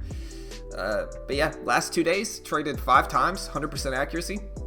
So I'll take it. You know, I'll take it for sure. Solid consistency. And like I said, these strategies I talk about, they're legit, man. They work. Can't fake it. Been streaming live every day for the past few days and 100% accuracy, both long and short. You know, both long and short. So they work really well. I'm just giving people a heads up on the strategies that work. Like I said, Mitch and I have been posting videos about these strategies for years now. You know, the first video we posted about the strategy was in 2018.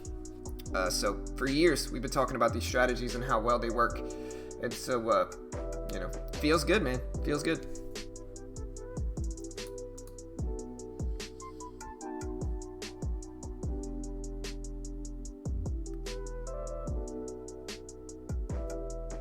What's up, Cosmic? Haven't watched a single stock trading video, but I've been thinking about getting started. YouTube's algorithm is getting creative. Yeah, man. They know what's up. They know what's up, man. They know, you know.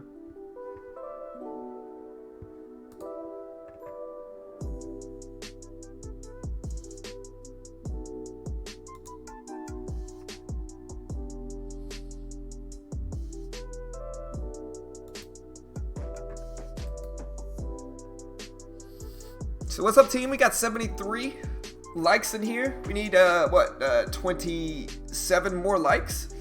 Hit that like button, team. Look, even if you don't like me, hit that dislike button. You don't like what we do here, you don't like free content, whatever, for whatever reason we make you insecure, you know, hit the dislike button if you really feel that way. You know, but if you appreciate the stuff we put out there, if you appreciate the free content that we drop on people on a daily basis, the free courses, the free classes, the free content we put out, smash that like button, guys. Hit that subscribe button. If you haven't already, hit the subscribe button. We do this live for free every day. Every weekday we're doing this. We're day trading all of our trades. You can see live. Can't fake it if we want to. You want to know whether day trading can actually be profitable? Watch us trade live every day, because we do it live every day. And so if we lose, you'll see it. You know, like I said, I've lost once in the last 5 days. One time. You know, on my live account at least. And so you want to see if day trading can actually be a profitable endeavor, watch me trade. You know, not to boost my own horn or anything, but you know, I've been super consistent lately, and I gotta brag about it a little bit. You gotta give yourself credit for your wins. And like I said, super proud of my trading lately. Been super consistent, haven't lost much at all. So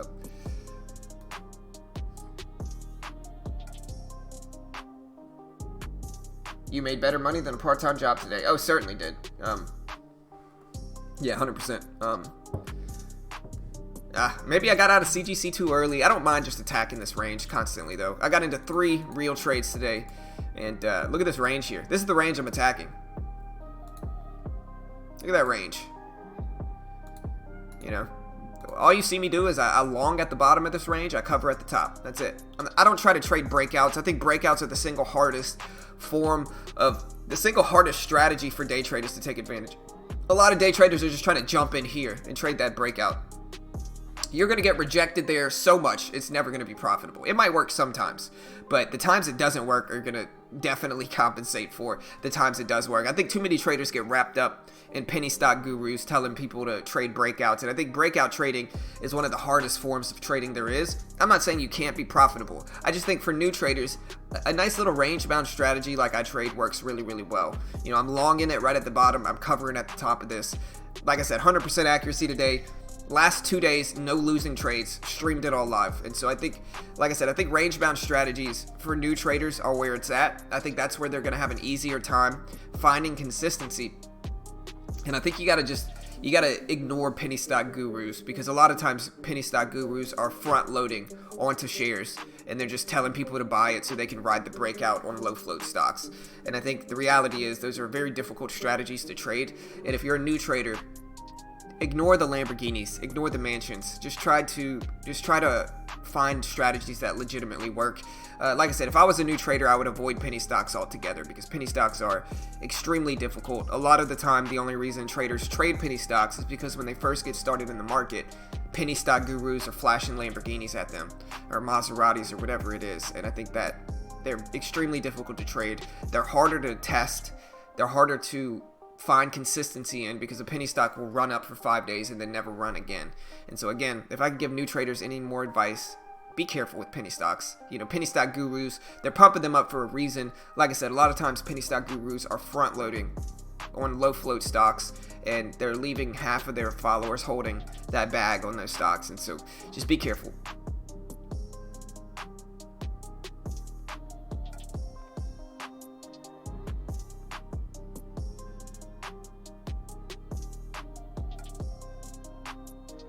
What information are you getting from all those different windows? So this is scanners. This middle row right here that you see, this is just scanners. Shout out to Trade Ideas as well. I'll post the Trade Ideas link if anybody wants to use the same scanners as I do. Best scanners in trading, in my opinion. You can use our promo code for Trade Ideas as well and get you 15% off if anybody wants to check out these scanners. There's that link. Let me sell out real quick and post that Trade Ideas link. But no, these are scanners right here. So these will tell me like the biggest moving stocks in the middle right here. So it'll tell me like the high of the day stocks that are breaking highs of the day. Specifically CGC might be popping up on there, but I think it's momentum stocks. But yeah, these are telling me like biggest moving stocks, the biggest stocks that are up in 5 minutes. VWAP fades, so stocks that are crossing over and under the VWAP. Big volume coming in with low float, high of the day momentum, new daily high. So these are just scanners that tell me the biggest moving stocks. The right screen right here, the right chart is just a stocks chart, so I can like switch a stocks chart. I can go to like CGC, which is like a weed stock. It's a cannabis stock. It's what I've been making the most money on today. We have like AMD, which is a microchip stock. You've heard of like AMD computers, AMD chips. You got MU, which is Micron, same thing. Just different stocks. You got the SPY, which is the mini S&P. It's what the overall market is doing today, which is kind of maintaining an upward trend here. And then this left window right here, like this window right here, is just my executing platform. So, you know, it's just what I trade with. So if I want to buy a stock, I buy it. I want to buy 500 shares, I just click buy. If I want to sell, I just click sell. You know, I can choose market order, limit order. So it's just what I execute my positions with. Today, I haven't lost at all. I've made 75 bucks on CGC, which again is a weed stock, cannabis stock. And so, yeah. You know, that's it. Hey, I appreciate the sub. Shout out to JL. Thank you, sir. Appreciate the sub, man. Welcome to the team, bro. Like I said, guys, if you haven't already, hit that subscribe button.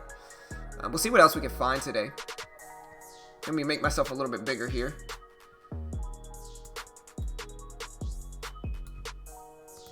You know, make myself a little bit bigger.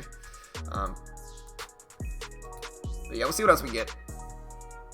But yeah, I appreciate the subs today. Like I said, guys, we got 76 likes. Hit that like button. Let's bring that number up to over 100, team.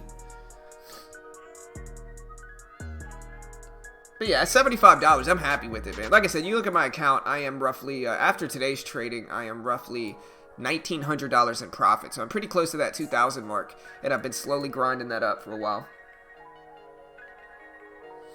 AMD, yeah, I mean, I've got a Intel. But AMD, this is the long-term chart on AMD right here. It's been moving up. Market kind of crashed a little bit. Not crashed, like a little pullback for sure in the market. Biggest drop we've had in a year or so happened in the last 3 days in the market. And so most stocks follow the market, and the SPY is made up of most of these stocks like AMD. But yeah, this is AMD's yearly chart. This is what AMD's done in the last year, which is mostly moved up. Aside from the last 2 days, which everything kind of pulled back. Like you could look at Roku. You know, Roku pulled back last few days. Again, this is the overall market the last year, which last 2 days took a pretty big pullback.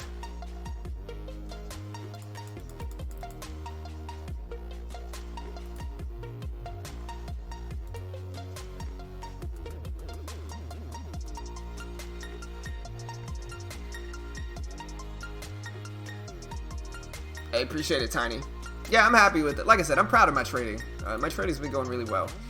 It took years, man. It took years to be consistent. It's one of the reasons why it's like, if you're a new trader, have realistic expectations. Like, especially if you want to get started day trading specifically, day trading is the single hardest form of investing there is. You know what I mean? Day trading is ridiculously hard, guys. It's ridiculously hard. I'm going to make myself smaller. But yeah, day trading is extremely difficult. It's not something that, you know, I know a lot of people get started in day trading because they want to add another revenue stream to their life, right? They want to make money. You know, that's why people get started, obviously, day trading, right? But what you want to understand is that you're probably going to lose money for years. You're probably going to lose money for years. Very few people get started day trading specifically and immediately make money. It's the single hardest form of investing there is. And, you know, most traders are going to lose money in day trading for years before they make money. You know, I don't care what any type of penny stock guru tells you. Penny stock gurus are going to say, you can make $500,000 in 6 months, you know, with the $2,000 investment if you buy my trading course, right? That's what they're going to say. But that's extremely difficult to do. It's possible, just like winning the lottery is possible. Most people are just going to lose money. The first year especially, traders are just going to lose. Doesn't matter what course you take, doesn't matter what guru you follow. Most people are going to lose money that first year. And the reason for that, you can trade the best strategy ever. You could buy the best course ever. You could follow the best trader ever. But the reality is it's going to take usually at least a year for you to condition your emotions to do the right things. You have to condition yourself to make the right decisions. That first year, you're going to be super emotional, especially if you trade a live account, and you're gonna refuse to let go of losses. You're going to refuse to take profit. You're going to, you know, do all the wrong things. You're going to get stopped out, and it's going to take a while for you to condition yourself to do the right thing. It's extremely difficult, and most people are just going to lose. And so, you know, that's why I talk about TradeNet, and people hate on TradeNet. Most of the time it's because they've lost their account, and it's hard for them to be like, yeah, I made a bunch of bad trades and lost my account. But, you know, TradeNet gives people a way to get started for $400 or less, right? You spend $3.99, they give you $14K. There's no PDT rule. You could short stocks. There's a 70-30 split, so they're going to keep 30% of your profit once you're approved. But it also comes with a course and a demo account and chat room access. And so I think the bundle makes sense for a new trader. But in the end, like I said, you want to get started trading, have realistic expectations. If you want to get started, you're probably going to lose for a solid year at least. You know, be ready for that. You know, have realistic expectations. Don't buy into what the penny stock gurus preach, which is that you could take $500 and turn it into $10,000 in 2 weeks with my trading course. Like, that's all nonsense. You know, it's all nonsense. Most information on trading and day trading specifically is publicly available already for free on YouTube. On YouTube, you can find most of that information. And so, like I said, have realistic expectations. The best advice I can give a new trader.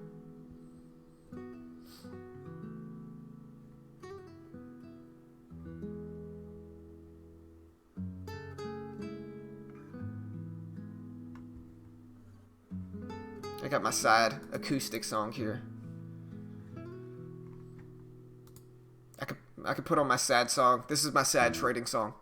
If I listened to this when I was trading, it would be the saddest song ever. You know?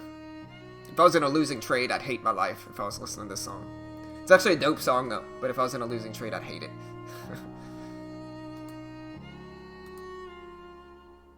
Space CEO is live, Mr. Respect. I hate those damn commercials. Yeah, man. Everybody's doing it, and I get it. Like, listen. If I sold a course, I would have to pump that up, too. If I sold a course, I would have to be like, yeah, you could make $1 million if you just buy my trading course. You know? Like, so if I sold a course, I'd be doing the same thing, but I don't. And that's why I don't sell a course. I don't want that pressure.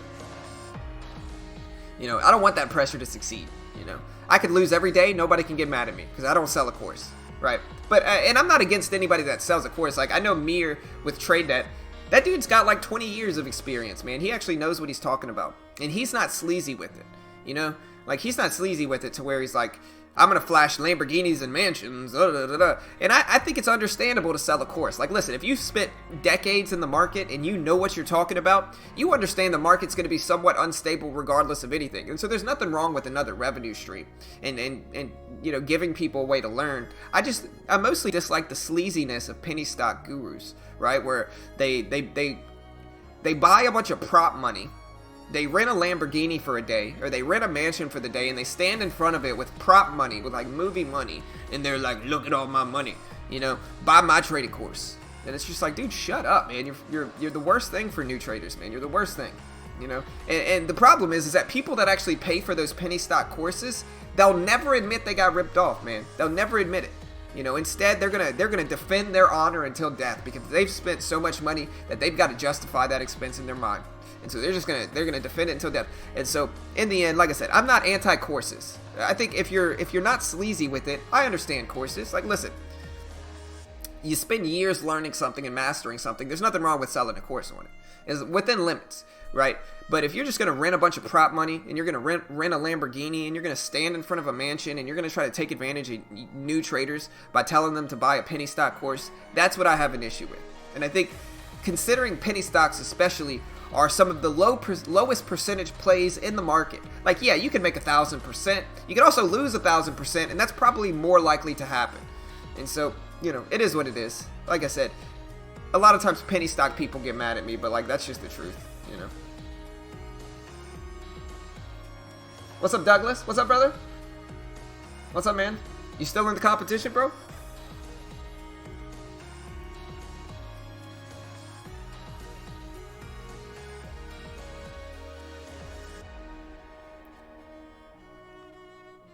SPY pulling back a little bit. I'm waiting. I mean, I'll see if I trade again. I'm waiting.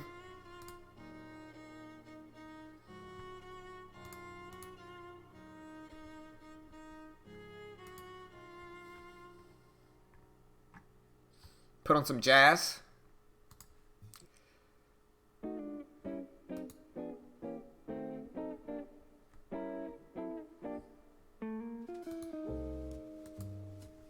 Yeah, space is ripping, man. Apparently the CEO's pumping this bad boy up. Somebody said he needs to, man. But yeah, like I said, I think this stock is way too high. It's a rocket ship stock, and so I don't think anything really viable is going to happen with it for years. And I think that Tesla is the better one. And I think, like somebody said, Redditors are pumping this bad boy up. And so, like I said, I'm not a long-term investor, but long-term, I don't know about this one. I'm a little skeptical, I'll say that.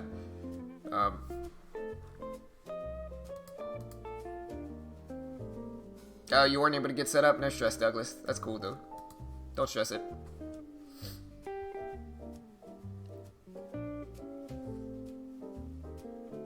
We got 81 likes, guys. We need 19 more likes to get this number up to over 100. Let's do this. You know, if you haven't liked the stream already, smash that like button. Show your support for what we do here. Let's bring that number up. I only listen to them if they have a Learjet. Me personally, I'm going to get started selling my new day trading course. And I'm going to sell my water filters from all the propaganda that's spewing out into the world today. I'm going to preface this with, this is all sarcasm. So don't take me seriously. I'm not an investment professional. I'm purely sarcastic here. But do you want to make $1 billion in 2 days? Buy my trading course. You know, it's called Buy the Dip. The best trading course ever, you know. Can make you billions of dollars in 2 weeks just by buying my penny stock course. It's called Buy the Dip.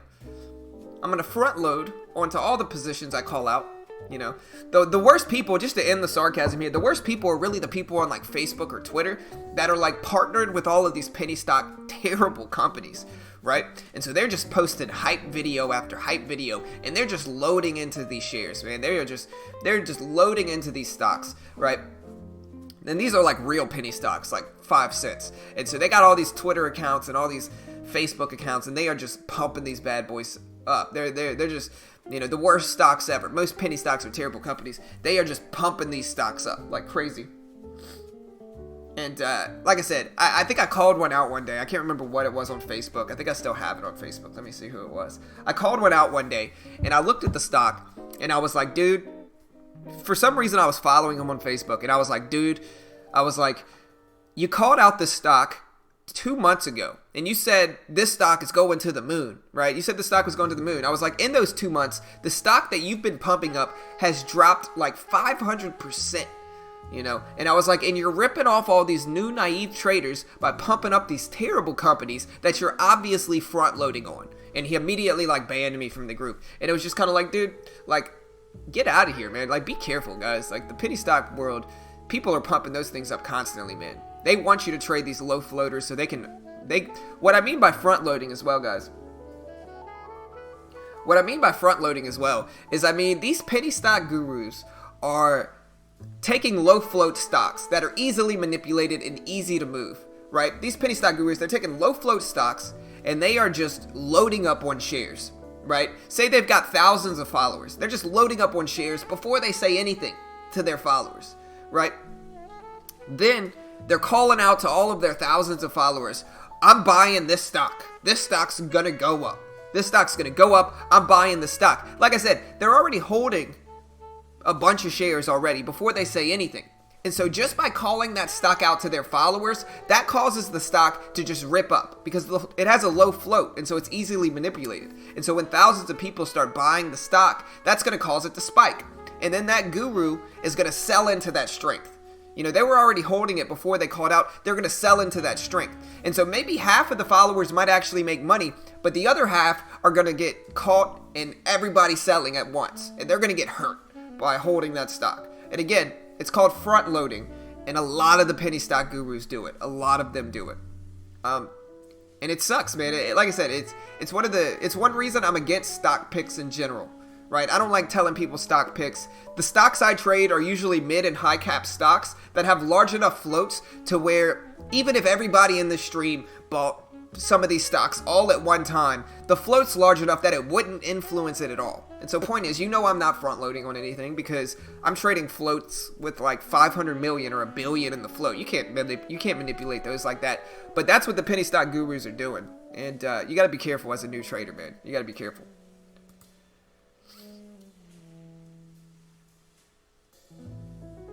Yeah, and it happens a lot. It happens a lot, honestly, Tiny. It happens a lot. And like I said, people never admit it. The people that get caught up in the penny stock game, they're never gonna. It's super difficult. Like what happens is like the penny stock gurus end up like selling dreams. They end up selling dreams, right? And so sometimes it's hard for like a new trader to like admit and like to see clearly, because when you attack a penny stock guru, you're attacking their dreams, right? You're attacking their dreams. Like, they think they're going to make hundreds of thousands of dollars in a few months. And so when you tell them that's probably not going to happen, or when you tell them that their penny stock guru is front loading with them, it hurts for them to hear. You know what I mean? It hurts, man. It hurts. Like, you're attacking their dream. It's a buzzkill to their dream. And, that's why we just try to be real about it. I just try to tell people the truth. Again, the stocks I trade, they're not penny stocks. And trading at the broker and the platform, TAPS really is the platform I use. Most penny stocks aren't tradable, which is probably a good thing, honestly. Well, a pump and dump is a little bit different. A pump and dump could be done by, pump and dump is the entire process of that, like the entire act of that. Front loading just means somebody's buying shares early. A pump and dump could be happening from insiders in the company. It could be happening from anybody, right? And so pump and dump is the entire thing that's happening. Front loading is the act of buying shares before you pump it up. That's front loading.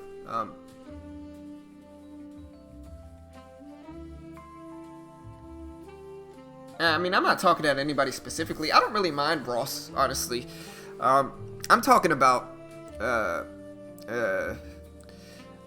somebody whose initials are JB mostly, a lot of the time. JB, cough, cough. I'm not going to say anybody specifically, but I'm talking about all of them, honestly. I'm talking about all the penny stock gurus. I'm not talking about anybody specifically. I'm talking about all of them.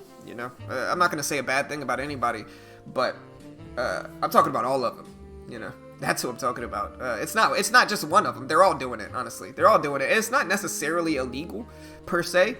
It's just frowned upon, you know. But again, I'm not attacking anybody specifically. Listen, I'm not, like, I like Warrior Trading's content. Warrior Trading's got a bunch of free content, you know. And so I'm not mad at Warrior, necessarily. Some of the strategies I've used before, like the 1 minute pullback, are Warrior Trading strategies. And so I'm not hating on Warrior, per se. I'm hating on the Lamborghini prop money rented mansion stuff. That's what I'm hating on, you know. Like I said, I use TradeNet. I don't mind TradeNet because at least they're not sleazy with it. There's a lot of benefits of their packages, and they're not flashing Lamborghinis. You know, that dude spent like decades in the market, and so it's like I'm not talking about them at all. I'm talking about penny stock gurus more than anything. And in the end, like I said, it's just one of the toxic traits of trading, which is just penny stock gurus and prop money and Lamborghinis, and it gets worse and worse, especially if you like delve into the Forex market. That's when it gets really bad. Like, if anybody's ever seen the Forex market, that's when it gets super toxic, man. The Forex market is terrible.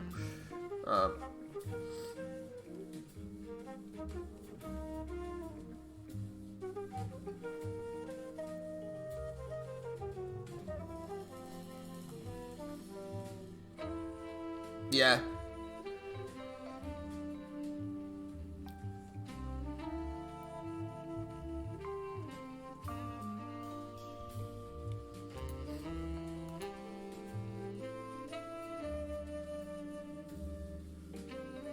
Maybe I should have held some on CGC. About 6 months ago, I'd probably say Darth. But like I said, man, I'm not an expert. I'm not a guru. You know, I'm not claiming to be an expert. I'm not claiming to be super profitable. I am profitable, but most of my profits have started in the last like 3 months. I would say is when I really started to kind of make money with it, and I'm slowly building it up. But like I said, not an expert or anything like that.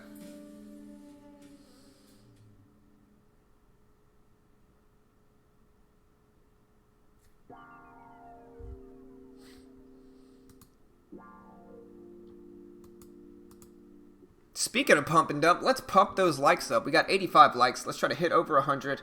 What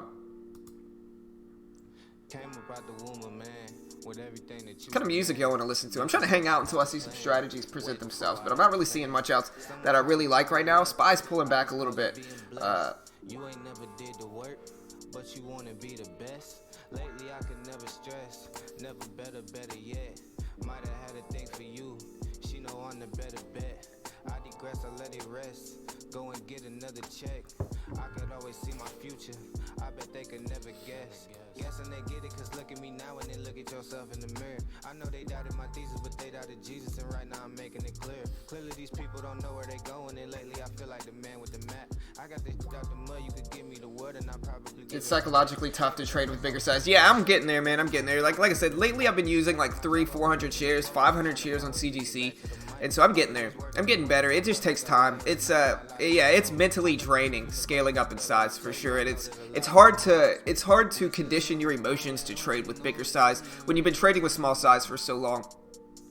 But yeah, it's super difficult.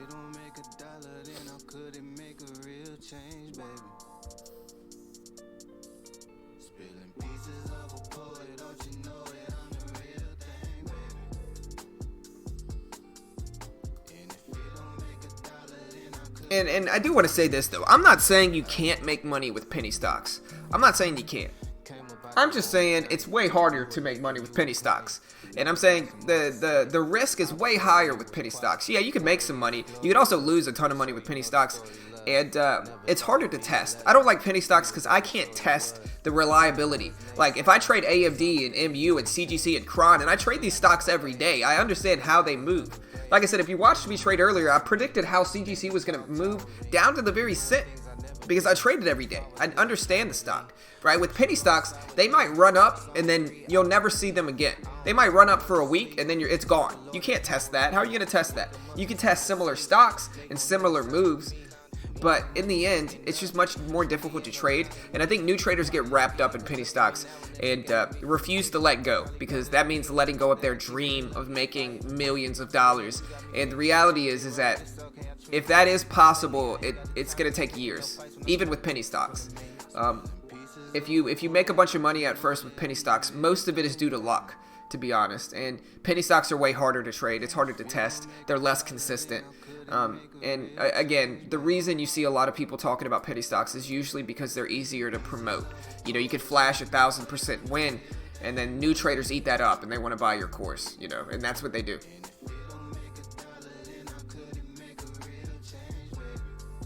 Yeah, you're probably right. Lyricless music. I got you.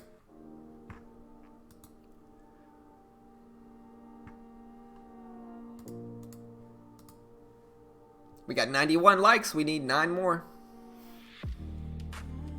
Right, and I agree with Wilton and Kenny, which is the best way to make penny stocks is you have to scalp it. And you can make money with penny stocks, but I agree. Like, I think you need to get in and out quickly. If you try to marry penny stocks, you're essentially trying to marry terrible companies. If you look at penny stocks, most of the time penny stocks are going to fail, right? You look at a stock that runs up 200, 300, 400% and it's less than $5 and it has a low float. If you look at that stock a month later, most of the time that stock is going to be right back down to where it was before. And so the big thing you want to understand with penny stocks is that they're terrible companies and you can profit from them. I tend to prefer to profit from their downfall, but most of the time they're terrible companies. And sure, every blue moon you'll get a penny stock that runs and turns into like a legit company that's making money and that's profitable and all that stuff. But most of the time you see a stock run up 500%. You look at it a month later, it's going to be right back down to where it was before that. And so that's what people really got to understand too. But there's some good penny stock strategies, like the 1 minute pullback can be profitable. The VWAP bounce is actually really profitable on penny stocks. Like if you look at some of these penny stocks lately, the 1 minute not the 1 minute pullback, the VWAP bounce is actually a pretty profitable penny stock strategy too. Like look at this, like this pullback to the VWAP right here. It can be pretty profitable. You know, like look, the run up, pullback to the VWAP, and then the push, pull back to the VWAP, push. And so the VWAP bounce can work on penny stocks as well. It's just, like I said, it's just less consistent, I think. And if you can find them on bigger stocks, in my opinion, you might as well trade the bigger stocks.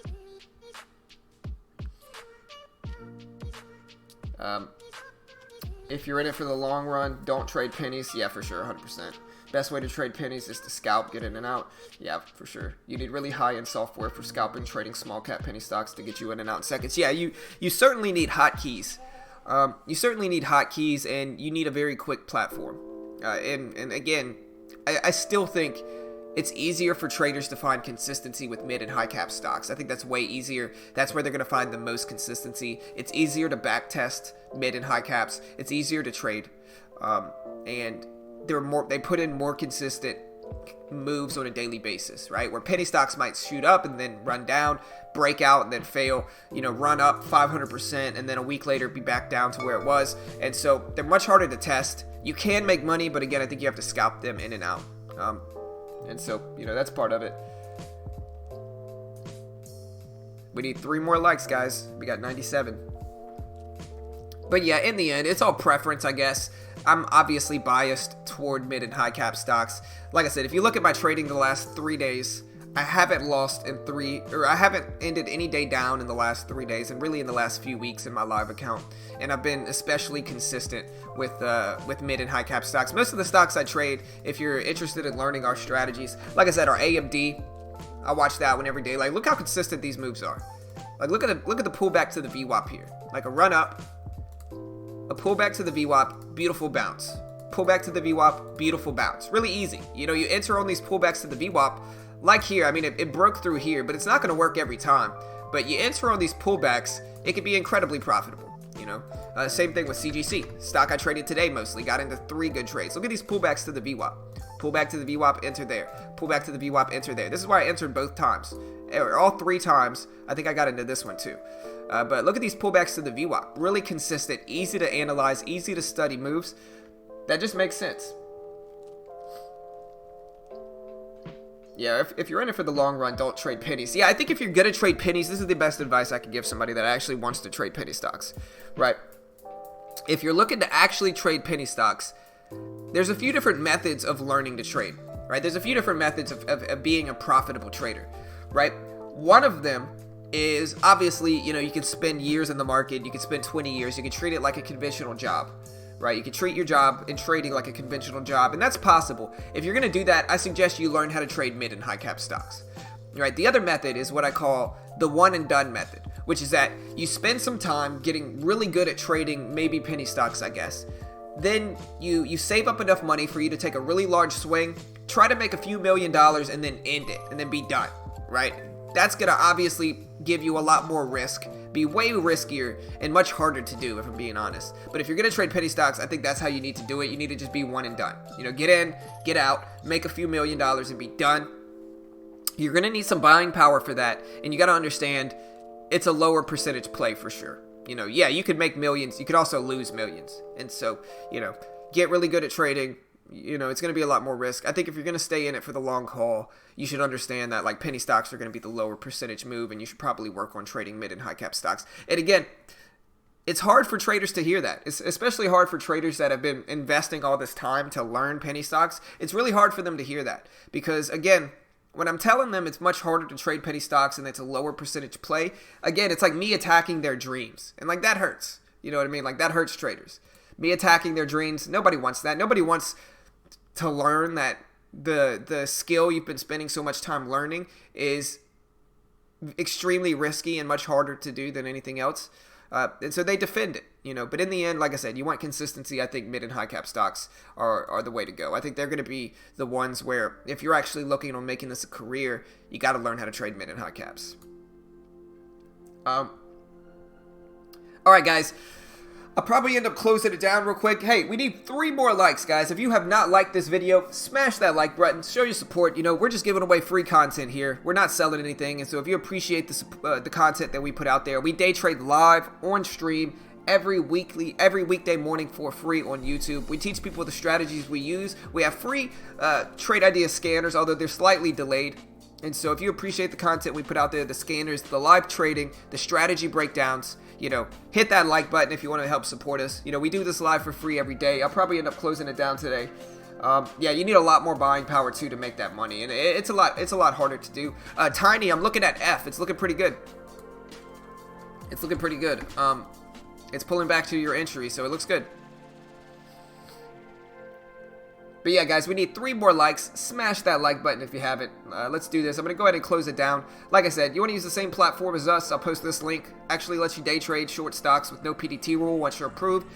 You basically become a contractor for them and trade their accounts. Comes with a course and a demo account and chat room access. I think it's the cheapest way a new trader can get started. If you want that link, there it is. Great way to help support our channel. We do make a commission if you sign up through us. And so it's a good way to keep our content free if you do want to use the same platform as us. You can also check out Trade Ideas. Like I said, there's the link there. You can use promo code BT15, get 15% off of Trade Idea scanners. Like I said, in my opinion, they're the best scanners in the game. They're super customizable, really dynamic, allow you to do a lot of different stuff. And so hit that like button. There we go. We got 100 likes in here, so I appreciate the love, team. Appreciate the support. But yeah, go check them out. Like I said, shout out to all of our members today. We actually got like 3 or 4 members in our chat today. Shout out to Darren, my man Todd, Joshua. Appreciate the love, guys. Appreciate the support. And like I said, guys, good luck in the markets. Let's see how our team's doing really quick before I end it here.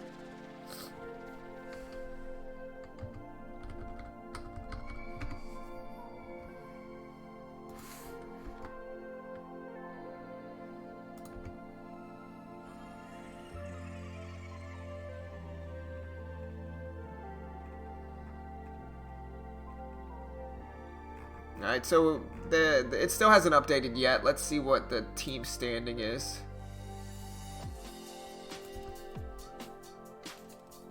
Alright, so we're currently number 5 team. We got the number 2 and number 4 spot.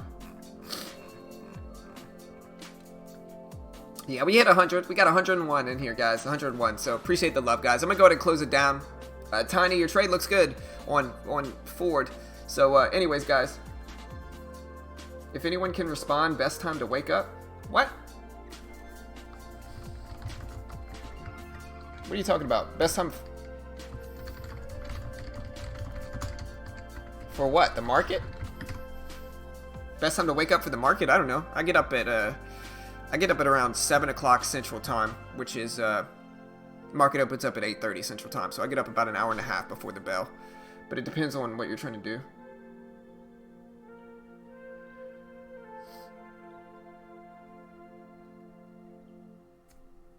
Could you show me how you set up your scanners? Do you have trade ideas, Daryl?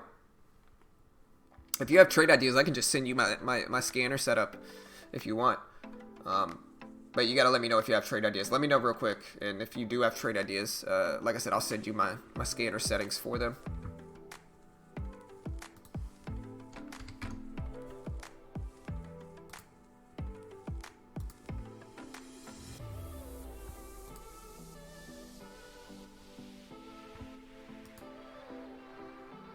So the market opens up at 9:30 Eastern time. So I'm in Central time, so it opens up at 8:30 my time. I get up at about 6:45, 7 Central. So that's 7:40, or that's about 7:45, 8 Eastern. About an hour and a half before the open.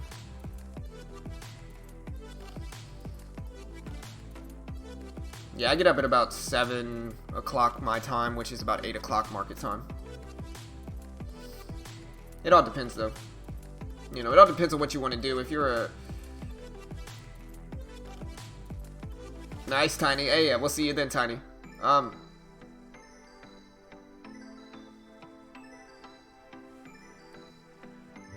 Did somebody really just unlike? They hit 100 likes and then they disliked? That hurts, man. That hurts. You're unliking my stream, man. You know, I'll take that personally. Hit that like button. You're about to get it? Alright, I got you, Daryl. Here you go. Hey, Daryl, are you part of our Discord? Are you part of our Discord? If you're not, send me a message on here, brother. I'll post this link here. So yeah, if you're not, send me a message on Discord. I'll post. Join the Discord. Actually, I'll post my trade idea scans for you right now. If you join the Discord, and that way you can reference it later if you do get into it. So yeah, so.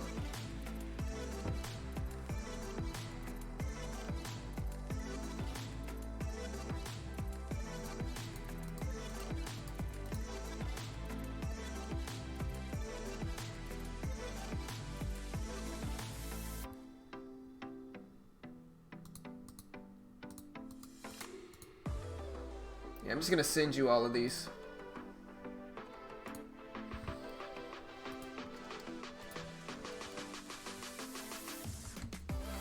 Yeah, those are all my trade idea scans on the cloud.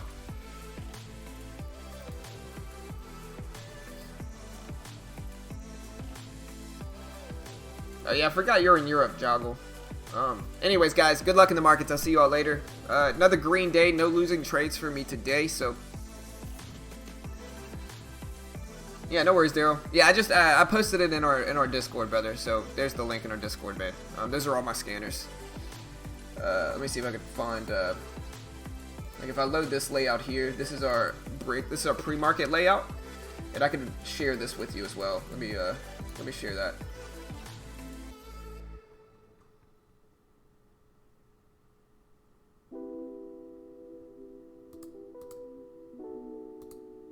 Let me see if this will work, actually. Let me save and share that.